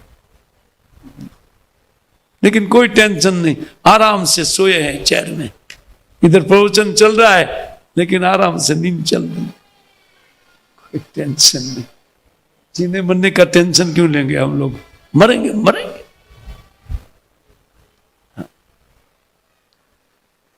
यह अज्ञान से छुटकारे का समय है। मनुष्य जीवन में जब जीव को एक अवसर दिया जाता है मनुष्य रूप में, तब उनके पास एक सुंदर अवसर है। कहते बाकी कहते पार्थिव तेज से जन, कहते हैं कि उसी प्रकार जैसे एक परपोटा होता है, गुजराती में परपोटा क्या, हिंदी में क्या बोलते हैं, बुलबुला। हाँ, वो बुलबुला पानी से उठता है और फूट जाता है, पानी में ही फूट जाता है, लेकिन पानी में कोई बदलाव नहीं। उस प्रकार जीवात्मा में कोई बदलाव, ये शरीर उनको मिलता है और उनसे पास से छीन लिया जाता है, लेकिन उनमें कोई बदलाव नहीं होता है, क्योंकि पार्थिव है, वो पार्थिव है। तेज से जन से जन कालन जातो विकृत विनश्यति। उसी प्रकार काल के प्रभाव के कारण इन शरीर में विकृति है, जीवात्मा में कोई विकृति आती नहीं, उनमें कोई क्षति नहीं आती है। उसका अर्थ ये समझा रहे हैं कि सारा मेहनत करके उनको छोड़ करके जाना है और फिर एक नए सिरे से मेहनत चालू करो, दूसरा जन्म लेकर के। समझ में आ रही है ना क्या कह रहे यमराज जी? और बाकी नहीं समझेगा तो बोले मेरा मुख देखना पड़ेगा, भयंकर यमराज जी बोल रहे हैं। आखिर हमारे पास आना है आपको। यमराज जी ये प्रवचन कर रहे हैं। वो कहते हैं यथा अनलो दारुषु भिन्न ही थे, भोग उदाहरण देते हैं। जिस प्रकार लकड़ी से आग भिन्न है और लकड़ी में रहते हुए दिखाई नहीं पड़ती है, उसी प्रकार जीवात्मा शरीर में रहते हुए दिखाई नहीं पड़ता है। हाँ। लेकिन वो नहीं दिखने वाली वस्तुओं में दिखता है, तो पार्थिव शरीर कहते हैं यथा अनलो देह पृथक ही थे। जिस प्रकार आग देह से भिन्न होकर के भीतर रहती है, होता ना, तभी तो सांस गर्म निकलती है, अंदर आग है लेकिन शरीर से अलग है। उसी प्रकार जीवात्मा सब देह इंद्रियों में व्याप्त होते हुए भी शरीर से भिन्न है। यमराज जी इतना जोर लगा करके इसलिए प्रवचन करते हैं कि ये मेरा टेंशन है, वापस मेरे पास आएंगे मर करके, इसलिए इतना ध्यान से सूक्ष्मता से समझा रहे हैं। क्योंकि आदमी मरेगा तो यमराज जी को सबसे पहले टेंशन है ट्रांसफर का। उनका आदमियों का, मनुष्यों का दायित्व यमराज जी के पास। पशु वशु मरता है तो वहां नहीं जाते हैं, मनुष्य जाता है यमराज जी। इससे यमराज जी बार बार बात समझा रहे, यथा नभ सर्वगतम न सचते। जैसे आकाश सर्वत्र होते हुए भी आकाश कहीं लिप्त नहीं होता है, उस प्रकार जीवात्मा उन देह इंद्री सब जगह उनकी व्याप्ति है। मस्तिष्क से लेकर के पैर सब जगह व्याप्त होते हुए भी वो उनसे अछूता है, उनसे वो भिन्न है, भले सर्वत्र है। पुमान सर्वगुणाश्रय पर कहते हैं उन गुणों के द्वारा जो इंद्रिय इत्यादि संघात, इंद्रियों का ये देह है, देह इंद्रिया मन बुद्धि इन सब का संघात रूप इकट्ठा हुआ है, तो ये पुमान उनका आश्रय है, पुरुष उनका आश्रय है। जहां तक ये रहता है शरीर में तब तक ये लोग साथ में एकत्रित रहते हैं, जैसे वो निकलता है विघटित हो जाता है। पंचभूत उन पांच स्टॉक में मिल जाते हैं, जल जल में मिल जाता है, वायु वायु में, बाकी वायु हमारे शरीर में एक एक नस में भरा हुआ है। वायु से ही तो खून की चालना होती है लोगों की, है ना। व्याप्त होते हुए भी जैसे अलग है, उसी प्रकार इन देह में स्थित होते हुए भी हम देह से अलग है। कितना सुंदर समझ देते हैं। वो कहते हैं, देखिए, और एक कहते हैं, सुयज्ञो ननु अयम सेते मूढ़ा यह मनुष्य सोचता। तुम जिनके लिए रो रही है वो तो ये पढ़ा, जिनके लिए तुम शोक कर रही है, ननु कहते देखो ठीक है अभी त्याग समझ नहीं रही है तो और एक बात से समझो, ये सुयज्ञ नाम से तुम जिनको जानती थी ये तो ये पढ़ा, किसके लिए शोक कर रही है? शरीर तो पड़ा है, जिनके साथ आप व्यवहार करते थे, जो आपकी बात को सुनते थे और आपका भरण पोषण करने वाले, ये पड़ा है ना। यह मनुष्य सोचता किसके लिए शोक कर रही है? यह श्रोता जो अनुभक्ते हम सनंद से ते कह रही चीज, मान लीजिए वो कहे कि नहीं वो प्राण जो हमारे साथ बात करता था और जिसके कारण शरीर चलता था वो प्राण चला गया ना। बोले आपके साथ बात करने वाला प्राण नहीं है, वो आत्मा था। वो प्राण भी जब शरीर में आत्मा रहती तब वो प्राण का काम करता है, वो भी जड़ है। तो तुम मूर्ख हो कि उन प्राण को आप पति समझ रही है, नहीं। हाँ वो नहीं है। कहते न श्रोता नानु वक्तायम मुख्य अत्र महान असु, असु माने प्राण। देखो इस शरीर में तुम लोग ने जिसके साथ व्यवहार किया वो तो पहले भी देखा नहीं और आज भी नहीं दिखाई दिया, शोक किसके लिए कर रही हो? एक दूसरे जीवात्मा को, एक दूसरे लोग संबंधी को देख सकते हैं, शरीर को देखते हैं तो शरीर तो पड़ा रहता है, शोक किस बात का? जो पहले देखा नहीं गया हाँ और आज नहीं दिखाई पड़ रहा है तो शोक किस लिए कर रहे हैं? शोक का कोई कारण नहीं है। हाँ, यमराज जी बता रहे हाँ? बोले प्राण, बोले नहीं, वो प्राण भी जड़ है। यस्तु देह इंद्रिय आत्मा स चा अन्य प्राण देह यो। वो कहते वो प्राण भी, आत्मा उन प्राण से भी भिन्न है, वो जीवात्मा है। अपने कर्म के कारण वो दूसरी जगह दूसरे शरीर में ट्रांसफर कर दिया गया है और तुम लोग मूर्खता के कारण उन्हीं को अपना पति समझ रहे, लेकिन वो पति तो दिखाई देता नहीं है। ये तुम्हारा पति का ये शरीर तो पड़ा है, इनके साथ व्यवहार किया ना। हाँ देखो देखो मूर्खता देखिए, हमारी मूर्खता देखिए। यमराज जी स्वयं दिखाते हैं, बुद्धि इंद्रिय मनोलिंगान देहा उच्चावच्चान विभु न भजती, कहते उत्सुरजती। वो कभी जीवात्मा ही देह का भजन करता था लेकिन आज उस देह से दूसरे देह में चला गया है। उनका कभी मृत्यु नहीं होता है। नित्य वस्तु के लिए कभी शोक नहीं करना चाहिए और अनित्य वस्तु के लिए भी कौन शोक करेगा? ये तो ऐसे ही नाशवान है। ना सतो विदते ना भावो विदते सत, भगवत गीता में यही तो ज्ञान देते हैं भगवान। सत्य वस्तु कभी मिट्टी नहीं है और असत का अभाव का पूर्ति कभी होता नहीं है, बहुत असत है। ते असत देह में हमारी नित्य बुद्धि है, इस बुद्धि को यमराज जी काट रहे हैं। आप इन शरीर को नित्य वस्तु मत मानो, आप एक नित्य रूप इसमें रहने वाले अलग है। आप अपने लिए कार्य करो ना, आप माया के लिए क्यों कार्य करिए? शरीर तो माया का है, सबका शरीर माया का है। अगर अपने पुत्र के लिए कोई मां कार्य कर रही है तो उनको सबसे पहला कार्य क्या करना चाहिए? अपने पुत्र को मंदिर लाना चाहिए, क्योंकि उनका पुत्र वो शरीर नहीं है बल्कि वो स्कूल भेजती है, जाओ जाओ पढ़ाई करो पढ़ाई। वो बेचारा बोलते गलत पढ़ा रहे हैं, माँ उधर नहीं जाना चाहता है बच्चा, मार करके भेजती है, जाओ। उनको मंदिर लाना चाहिए। अपने हितैषी जो हमारे सुजत है उनको यहां ला करके बिठाइए और उनका रक्षण कीजिए आप, आत्मा के रूप में उनका रक्षण किया जाए। वो कहते हैं सर्जती उत्सृजती, ये देह को उनके कर्म के कारण सर्जन करता है माता के उदर में, और कुछ काल के लिए उनका जन्म होकर के कुछ रहता है और बाद में त्याग देता है। वो उनका मृत्यु नहीं है। वो कहते स्वतेज सा, उनका ऐसा बल है कि वो शरीर को त्यागता है फिर भी उनका नाश नहीं होता है शरीर के साथ। हाँ, बहुत सुंदर बातें यमराज जी समझाते हैं।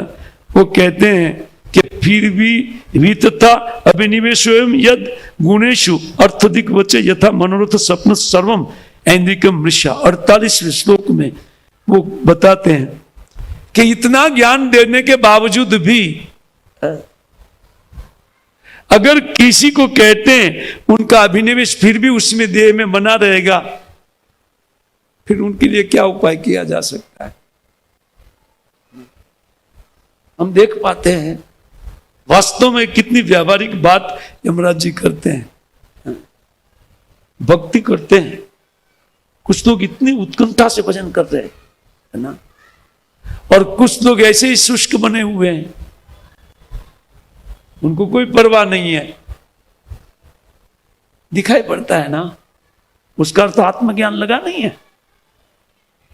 अगर समझ में आ जाए कि मैं देह नहीं हूं, तो देह की पिटाई करके भी उन आत्मज्ञान प्राप्त करने के चेष्टा में लगा रहेगा, है कि नहीं? देह को देखेगा नहीं, वो उनका हालत नहीं देखेगा, क्या हालत हो रही है। हमारे गुरु महाराज साक्षी है, दो लोग अगल बगल में खड़े वो आरती करते हैं, कभी गिर न जाए इसलिए उनको पकड़ने के लिए खड़े, और वो 80 साल में आरती कर रहे हैं, तभी सपने में आरती होता है ना, क्योंकि उनका अभिनिवेश है आत्मा में कि मैं आत्मा हूं इसलिए मुझे भगवान का सेवा करना चाहिए। वो वीडियो देखा होगा आपने गुरु महाराज का। हाँ। अब ऐसे ऐसे गुरुजन हमारे बीच से ये क्रिया करते हुए जाते हैं, तिस पर भी हमारी आंख नहीं खुलती है, वैसे वैसे शुष्क बने रहते।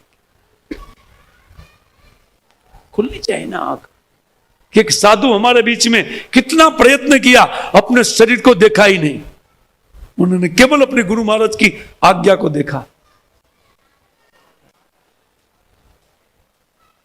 और हम लोग है और सेवा का टाइम होता है तब आते हैं, वो कहते हैं आपका, बोले वो पुजारी नहीं आया है, आपका टर्न है तो आप थोड़ा कर देंगे, अगली पूजा अगली उनसे करवा। बोले मेरा टर्न नहीं है ना।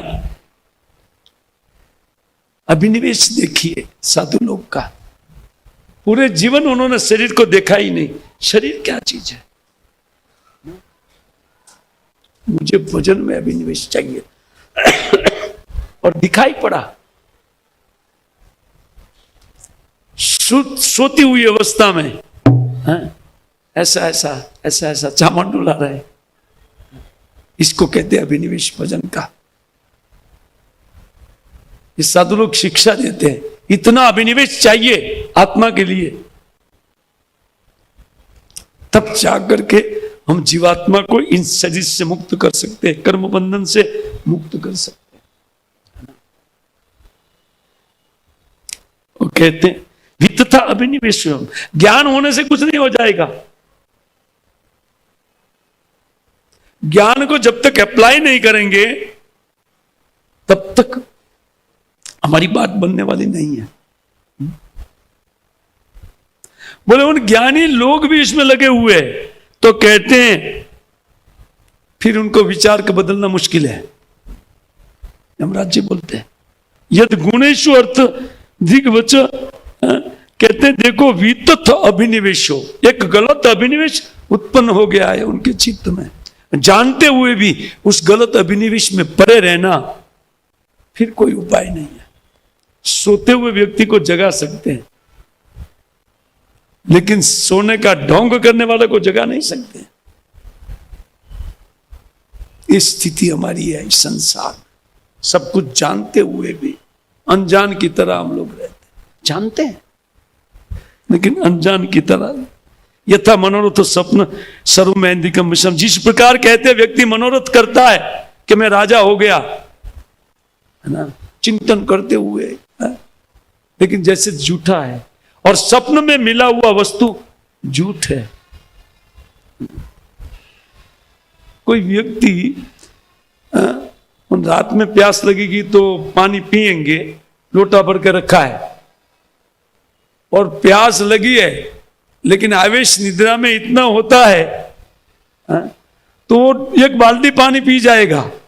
प्यास बुझने वाली जब जग करके वो लोटा हाथ में लेकर नहीं पिएगा तब तक। इस प्रकार ये माला का लोटा हाथ में नहीं आएगा ना, तब तक हमारा काम बनने वाला। इसको हाथ में आ जाना चाहिए, जब भी जगे हाथ में आना जाना चाहिए, बस करो, जब करो। इसी से प्यास बुझने वाली है। जो अदम में लालसा सुख की है वो इसी से पूर्ण होगी। ये सब शिक्षा साधन लोग अपने जीवन में आचरण करके दे करके जाते हैं और उस प्रकार का अभिनिवेश प्राप्त करके दिखाते हैं।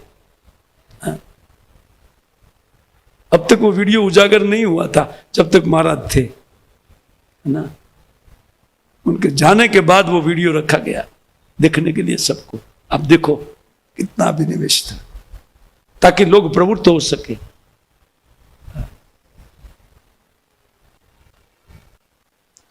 कहते हैं अथ नित्यम अनित्यम वा नेह सोचंती तद्वत्।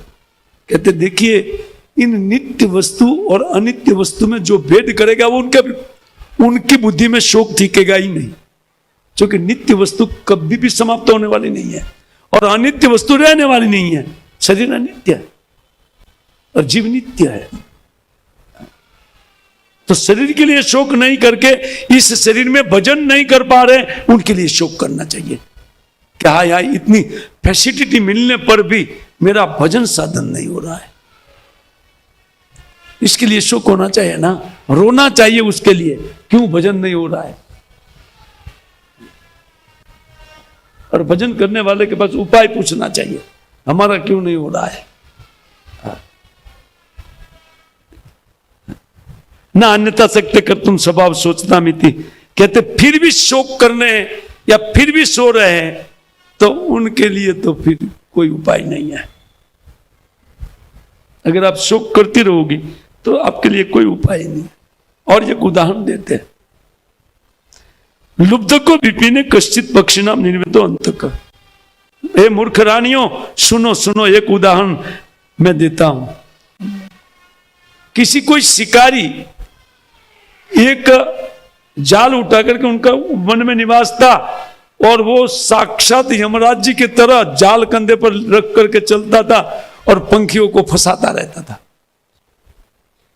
वो उनका व्यवसाय था, लुब्धक था।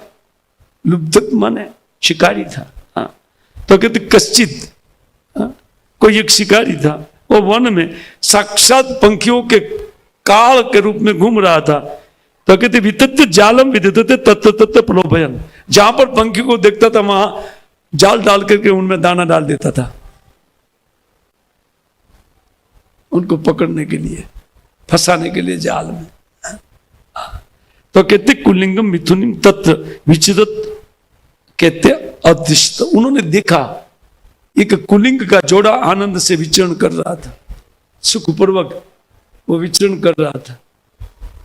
इस संसार में दूसरे लोग जो जिसको सुख की लालसा है वो ईर्ष्या में भर जाता है, दूसरे के सुख को देखकर, अरे इनके पास इतना है, उनको इससे च्युत करने के उपाय में लग जाता है।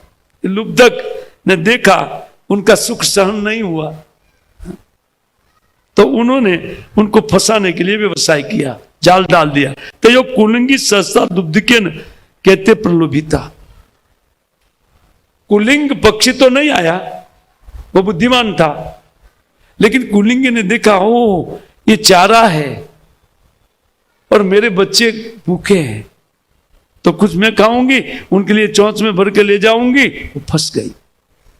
बाद में पता चला कि अरे ये तो नीचे जाल है, मैं तो देखा नहीं, और मैं फंस गई। तो कहते सासज्जत सुचिंत्यात, कहते महिषी कालयंती था।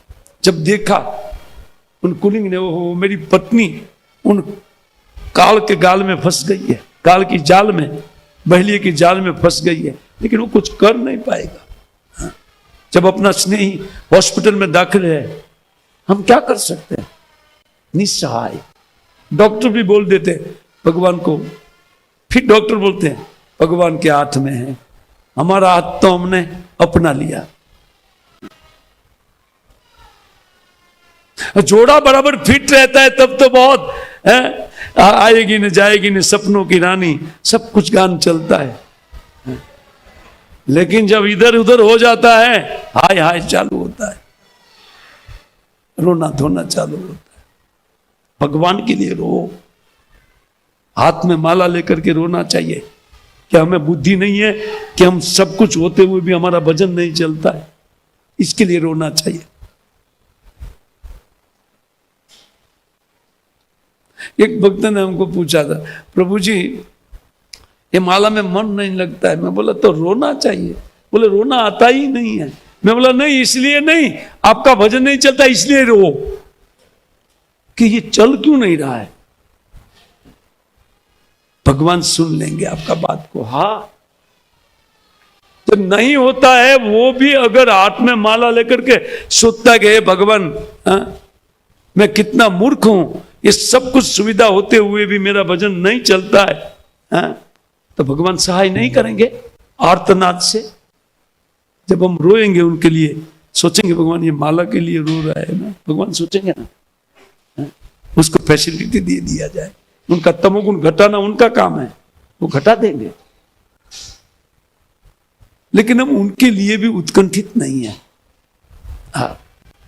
वो कहते हैं कि वो अपनी काल से नियंत्रित अपनी पत्नी को फंसी हुई देख करके वो फिर विलाप करने लगा। कुलिंगास्ताम, कहते कुलिंगस्ताम तथा आपन्नाम निरीक्षा वृषम दुखम, अपनी पत्नी को इस प्रकार मृत्यु के मुख में देख करके, वो कर तो कुछ नहीं सकता था, वो कहते उनको भयंकर दुख उत्पन्न हुआ।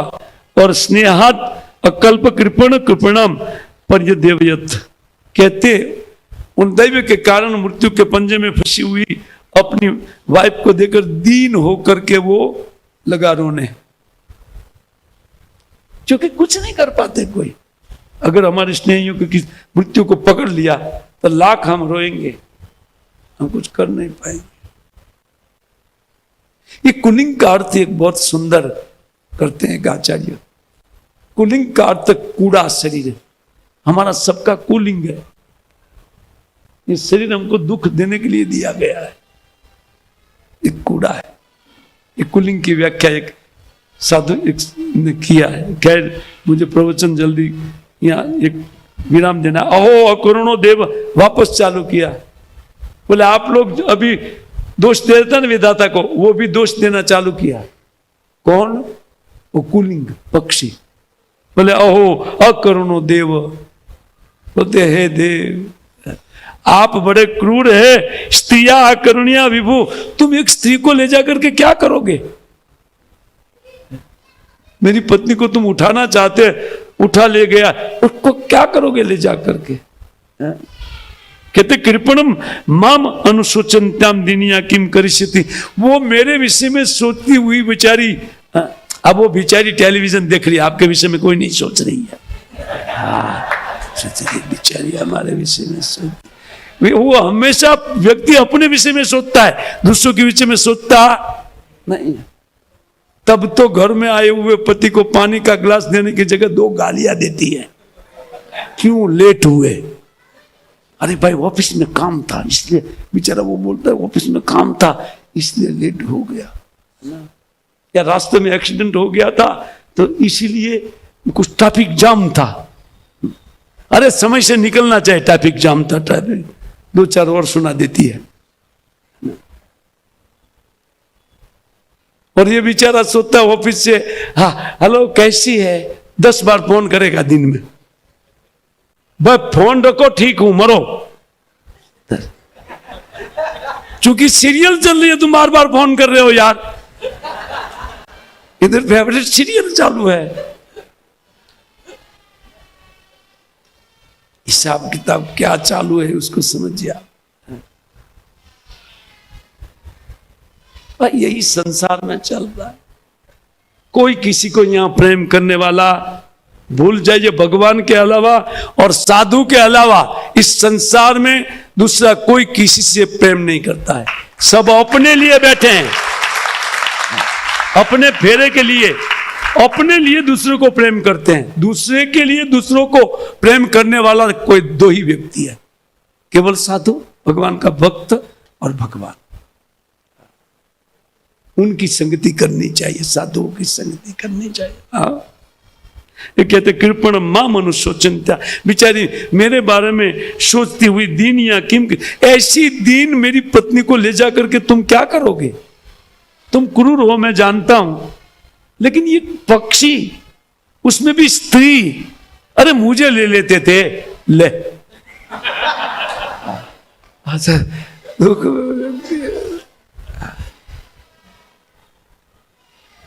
और अगर मान लीजिए बहेलिया कहे ठीक है छोड़ देता हूं, तुम ले जाओ ले जाओ, उठा लो, कोई बात नहीं, हमें रहना है। लेकिन बस थोड़ी देर के लिए इतना शौक हो जाता है, इतना शौक अभिभूत हो जाता है। बूढ़े हो गए फिर भी नहीं छूट रहा है, बूढ़े है ना, कितनी आसक्ति है। वो भजन से जा सकती है, कोई प्रयत्न से वो आसक्ति व्यक्ति क्षीण नहीं कर सकता है, केवल भजन उनको गायब कर सकता है। इससे मेरे जैसे बूढ़े भक्तों को तो रात दिन लग जाना चाहिए। क्या बाकी रहा है? सब कुछ तो भोग लिया, रात दिन देखना नहीं चाहिए, रात दिन भजन होना चाहिए। पोते नाती गए, हम लोग अपना करें ना, नहीं होता है। कहते कामम नहीं तुम माम देव किम अर्जन आत्मनो में ही में, अरे तुम्हारी अगर इच्छा है, तुम्हारी मौज है तो मुझे ले लो। ऐसे भी विधुर अवस्था में आधे शरीर से जीना कोई जीना है? रोते हुए ये बोल रहा है, ये हमारा स्थिति है, यमराज जी हमारा वर्णन कर रहे हैं। हाँ, जब किसी बूढ़े की पत्नी मर जाती है ना, तो इतना शोक में हो रहे, बेचारी मर गई है। देखिए फालतू में ये शोक एकदम फालतू में चलता। कहते हैं किम और देन आत्मनो ही में, मैं ऐसे विधुर अवस्था में आधा शरीर तो ऐसे ही ले लिया, तो पूरा ले लो। आपकी मौज है तो हमें उठा लो। दीन जीविता दुखी दुखम अनन विधुर आयुष्यम, ऐसे विधुर आयुष्य को पत्नी के बाद जीना कोई जीना होता है क्या? तो फांसी क्यों नहीं लगा लेते आप? जब इतना आप उनको बोल रहे हैं तो आपके हाथ में रस्सा है, बगल में लेकर के लटक जाइए पंखे पर। तो कहने में है ये बातें हैं बस, आचरण में ऐसा नहीं है, ये झूठ मूठ का सब चल रहा है। वो कहते विधुर आयुष्य कथम तो अजात पक्षम स्थान मातृहीनान भी भरिया में। अब मैं देखो इन मातृहीन बच्चे मेरे जिनकी पंख भी नहीं फूटी है, अभी बच्चे छोटे छोटे है ना, वो कमाना धमाना नहीं सीखे, तब तक वाइफ चल दिया, कैसे मैं उनका पालन करूंगा? ये गान ये हमारे लिए लेना चाहिए हम लोग को। यमराज जी का गान सबके लिए है ना, कि बिभरिया में हम मंद भाग्या कहते हैं प्रतीक्षणते निड़े में मातरम प्रजा, मेरी प्रजा बहुत दुर्भागी प्रजा मिली है हमको, क्योंकि वो उन घोंसले में उनका वेट कर रहे हैं और यहां वो मर गई है। हमारे बच्चे बहुत दुर्भाग्यशाली है। एवं कुलिंगम विलपंतम आरातम प्रिया वियोगम आतुरम अश्रुकंठम। वो बीच बीच में इस प्रकार गाता जाता था और बोलता जाता था, उनका गला बिल्कुल चौकअप हो गया था, अश्रु गले में अटक चुके थे। या अश्रु गिर करके ऊपर चौंच करके रो रहा था, तो कंठ पर अश्रु गिर रहा था उनके ऊपर चौंच उठा करके, क्योंकि प्रिया वियोग में वो इस प्रकार देखिए, स एव तम साकुनिक शरेण विव्याध काल प्रतिहितो विलीन। तब उन्होंने बहेली एक जारी में थे, उन्होंने एक तीर लगाया, बराबर अभी शोक में है, उड़ नहीं सकता है, केयरफुल नहीं है, खच से एक बाण मार दिया, हो गया, बच्चे का पालन हो गया, सब कुछ हो गया। हम दूसरे के लिए विलाप करते हैं, इस प्रकार कहते हैं, एवं यूयम पश्यन्ति। आगे यमराज जी कहते हैं कि तुम भी उसी प्रकार आत्मा अपायम अबुधय, तुम अपने लिए विचार नहीं कर रही हो और दूसरे के लिए। नैनम प्राप्स्यते स्वतंत्र पतिम वर्ष सतरपि, तुम 100 साल रोगी बैठ करके, फिर भी तुम्हारा पति वापस आने वाला। स्वयं सधर्म आपी सोचंती पार्थम। एक उदाहरण के साथ आज का प्रवचन को हम विराम देते हैं। एक उदाहरण ले लो। एक बार यमराज जी अपनी ऑफिस में काम कर रहे, एक महाराज ने बहुत सुंदर उदाहरण हमको याद रह गया। यमराज जी अपनी ऑफिस में कार्यशील थे, तो एक प्रेतात्मा, जिनको शरीर नहीं दिया था उनको प्रेत बोला जाता है, वो घूमता हुआ ऑफिस में एंट्री कर लिया यमराज जी की शरीर। और यमराज जी कार्यक्रम में लगे हुए थे। एक बहुत बड़ा एक टेलीविजन था, आज का नहीं है टेलीविजन, पहले से पूर्व से तब निकला, पहले से है। ये तो शोध किया, किस वस्तु का शोध करेंगे, पहले थी उनकी शोध किया ना, शोध तो उनकी होती है। तो एक बहुत बड़ा पर्दा जिनमें सारे मनुष्य दिखाई पड़ रहे थे। तो एक फैमिली को वो झूम करके पकड़ा, एक आदमी लौटा हुआ था युवक, और एक युवती रो रही थी, 2 बच्चे रो रहे थे, एक बुढ़िया रो रही थी। और यमराज जी वहां देख रहे थे, क्योंकि उनको ट्रांसफर करना था। तो जीवात्मा आकर बोला, टेलीविजन, रसिक था, बोले कुछ करुण दृश्य लगता है, बोले ये क्यों सो गया है, बोले चुप, यहां कहां आ गए, बोले काम करने दो। वो सीरियस होकर काम कर रहे थे, तो उनको चुप करके अपने काम में लगे यमराज जी। बोले ये क्यों सो गया है, बोले ये मर गया है। बोले मृत्यु क्या होता है, बोले एक शरीर देने के बाद बेटा पता चलेगा मृत्यु क्या है। बोले चुप रहो, शरीर देने के बाद पता चले। बोले ठीक है, ये क्यों रो रही है, वो तो मर गया जो कुछ भी हुआ, लेकिन ये युवती क्यों। बोले उनके पति लगते, पति क्या होता है, वो प्रश्न पर प्रश्न कर रहा था। बोले बेटा शरीर देने के बाद सब कुछ जान जाओगे, और पहले के शरीर में तुमने भोग करके आए हो इसी बात को, ये व्यवहार आचरण तुमने किया है, लेकिन इतना मारा है ना मैंने, तो तुम भूल गए हो, इतना पिटाई तुम्हारा चला ना, इसलिए सब कुछ भूल गए हो, है ना। इसे शांति रखो तुम। तो बोले ठीक है, ये बच्चे क्यों रहे, बोले वो इनके पिता क्या होता है, वो प्रश्न पर प्रश्न। बोले चुप, शांति से, नहीं तो बाहर निकलो। बोले ना देखने दो थोड़ा, देखो अभी नहीं बोलूंगा। तब वो बुढ़िया के बारे में भी पूछ लिया, ये बूढ़ी मैया क्यों रो रही है, बोले वो इनकी मां लगती है। लेकिन कहते हुए यमराज जी का चेहरे की रेखा बदल गई। जीवात्मा ने देख लिया, आप क्यों चिंतित हो रहे, वो तो रो रही, लेकिन आपके चेहरे पर चिंता क्यों है। बोले नेक्स्ट वीक में उनको उठाने वाला वो दूसरे के लिए रो रही है, नेक्स्ट वीक में उनको उठाने वाला हूं और ये बच्चे के लिए रो रही है, इसलिए चिंता का कारण है। अगले वीक में उनका नंबर है, हमारा सबका नंबर है। हो सकता है अगला वीक भी कोई नहीं देख पाएगा इसमें से, कौन कह सकता है किसका कब होगा। इसलिए हरि भजन कर लेना चाहिए और इसी में सब कुछ है। इस प्रकार उन्होंने यहाँ समझा। हिरण्यकशिपुर्वाच बालम एवं प्रवदंती सर्वे विस्मृति चित्र ज्ञातियो मेनिरे। मैं अध्याय संपूर्ण कर लेता हूं, 1-2 मिनट लगेगा बस। वो कहते हैं इस प्रकार हिरण्यकशिपु ने कहा कि इसी प्रकार ये बालक के मुख से इस प्रकार अद्भुत ज्ञान सुन करके सभी लोग के चित्त में वैराग्य उत्पन्न हो गया।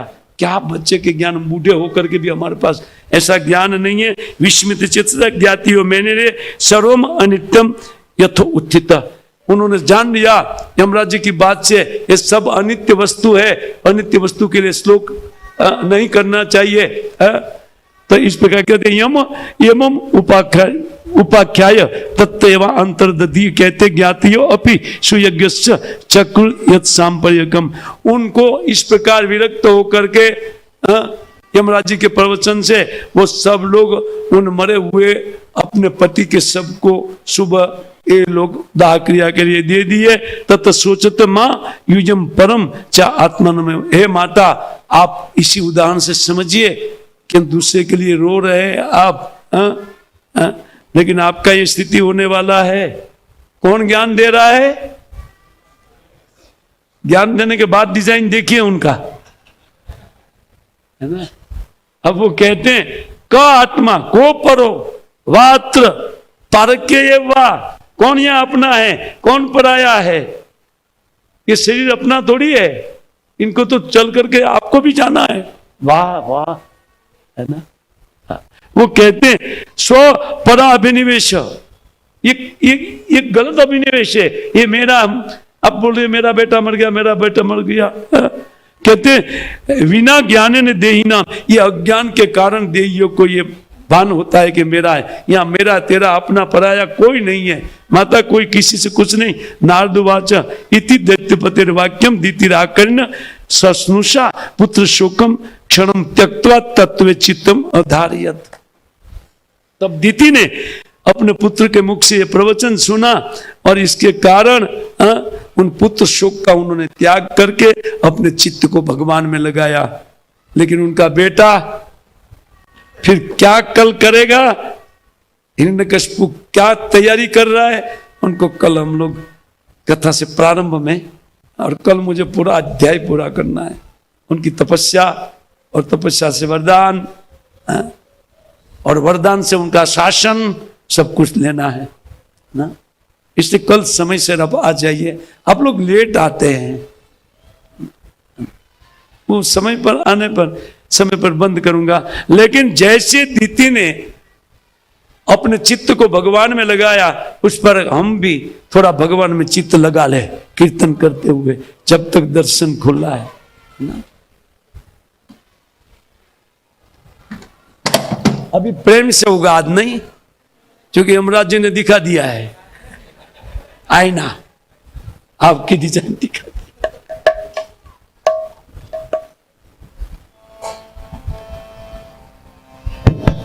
हरे कृष्णा हरे कृष्णा कृष्णा कृष्णा हरे हरे, हरे राम राम राम हरे हरे।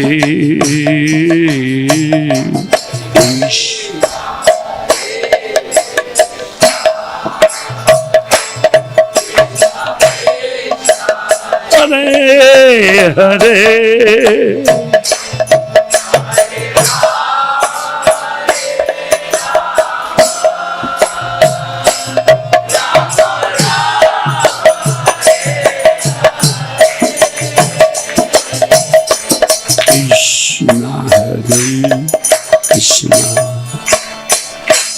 कृष्णा कृष्णा हरे हरे, हरे Ram Ram Ram Ram Hare Hare.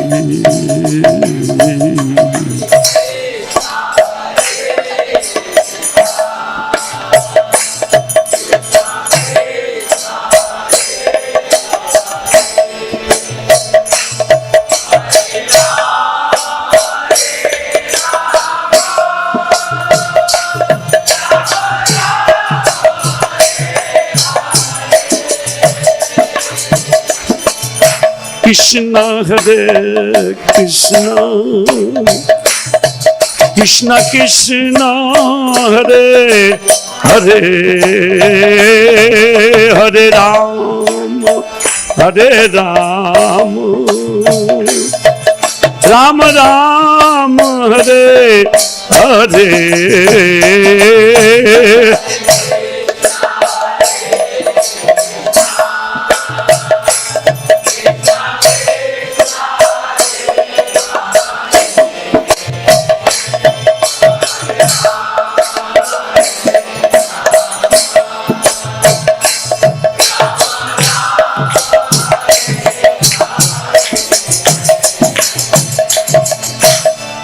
Hare Krishna Hare Krishna Krishna Krishna Hare Hare Hare Ram Hare Ram Ram Ram Hare Hare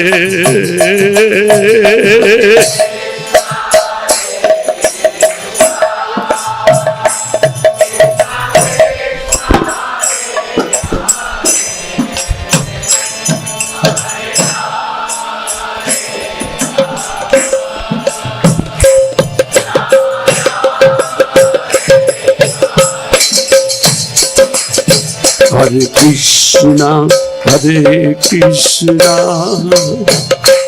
Krishna Krishna Hare Hare Hare Ram Ram Ram Hare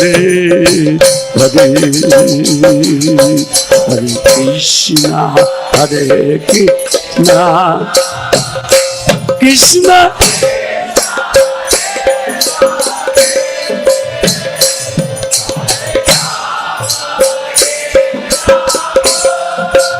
Hare Krishna Krishna Hare Krishna Krishna Krishna Krishna Hare Hare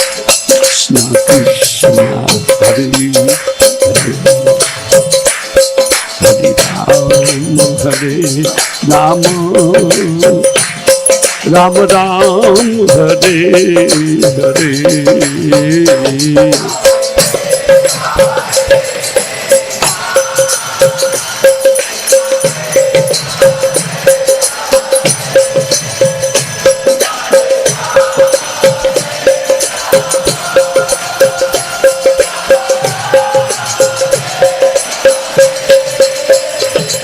Hare Krishna Hare Krishna Krishna Krishna Hare Hare Hare Ram Hare Ram Ram Hare Hare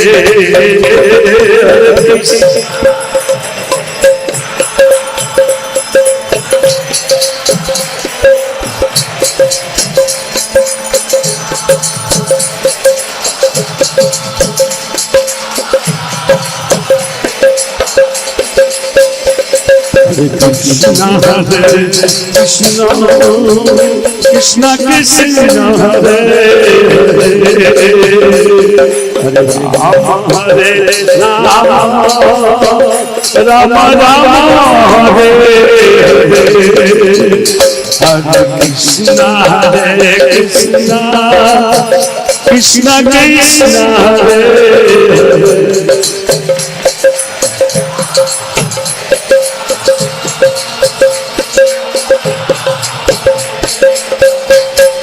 Hare Krishna Krishna Krishna Krishna Hare Hare Hare Ram Ram Ram Hare Hare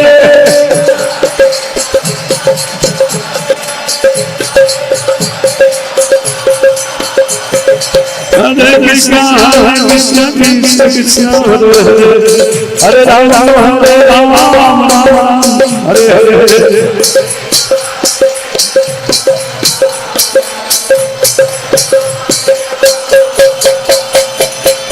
Govinda Jaya Jaya Gopal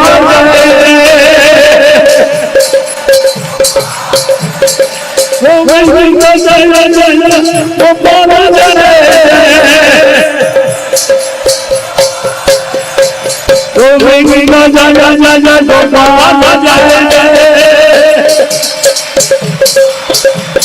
जय गोविंद जय गोपाल,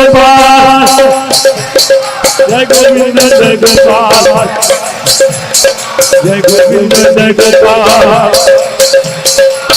गोविंद जय गोपाल, गोविंद जय जय गोपाल, गोविंद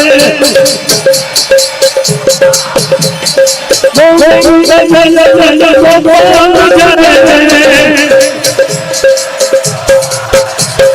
जय गोविंद जय गोपाल, जय गोविंद जय गोपाल, जय गोविंद जय गोपाल,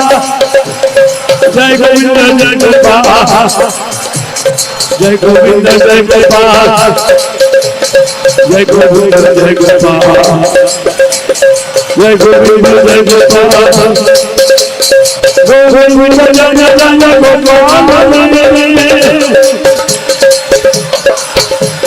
राधा हरे हरे राधा कुंज हरे हरे राधा हरे हरे राधा कुंज हरे हरे गौरंग दाय जय गौरंग निताय गौर हरि जय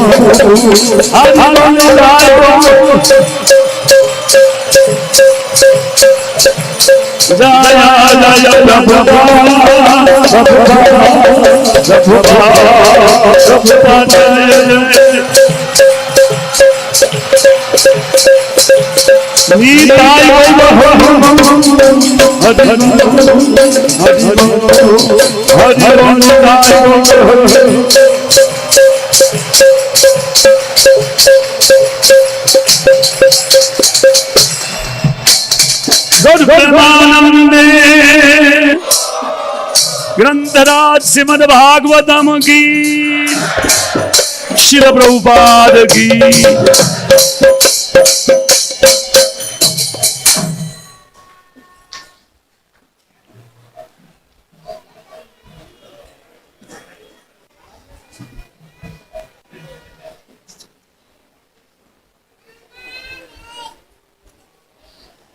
हरे कृष्णा। कल भी आप सबका स्वागत है। जैसे आज प्रभु जी ने यमराज जी का जो पूरा जो वर्णन बताया उन्होंने, कैसे वो जो राजा के बारे में कैसे उनका पूरा आत्मज्ञान बताया उन्होंने, तो ऐसे कल भी प्रभु जी प्रवचन देंगे शाम को 7 से 9 बजे। सब 7 बजे यहाँ आइए और कथा का लाभ लीजिए। हरे कृष्णा। हम सब प्रभु जी एक बार धन्यवाद देंगे जोर से, हरे कृष्ण महामंत्र बोलकर। हरे कृष्णा कृष्णा कृष्णा हरे हरे, हरे राम राम राम हरे। हिज ग्रेस गुडाकेश प्रभु की जय। हरे कृष्णा। सबके लिए प्रसाद है, प्रसाद हम बोल रहे हैं।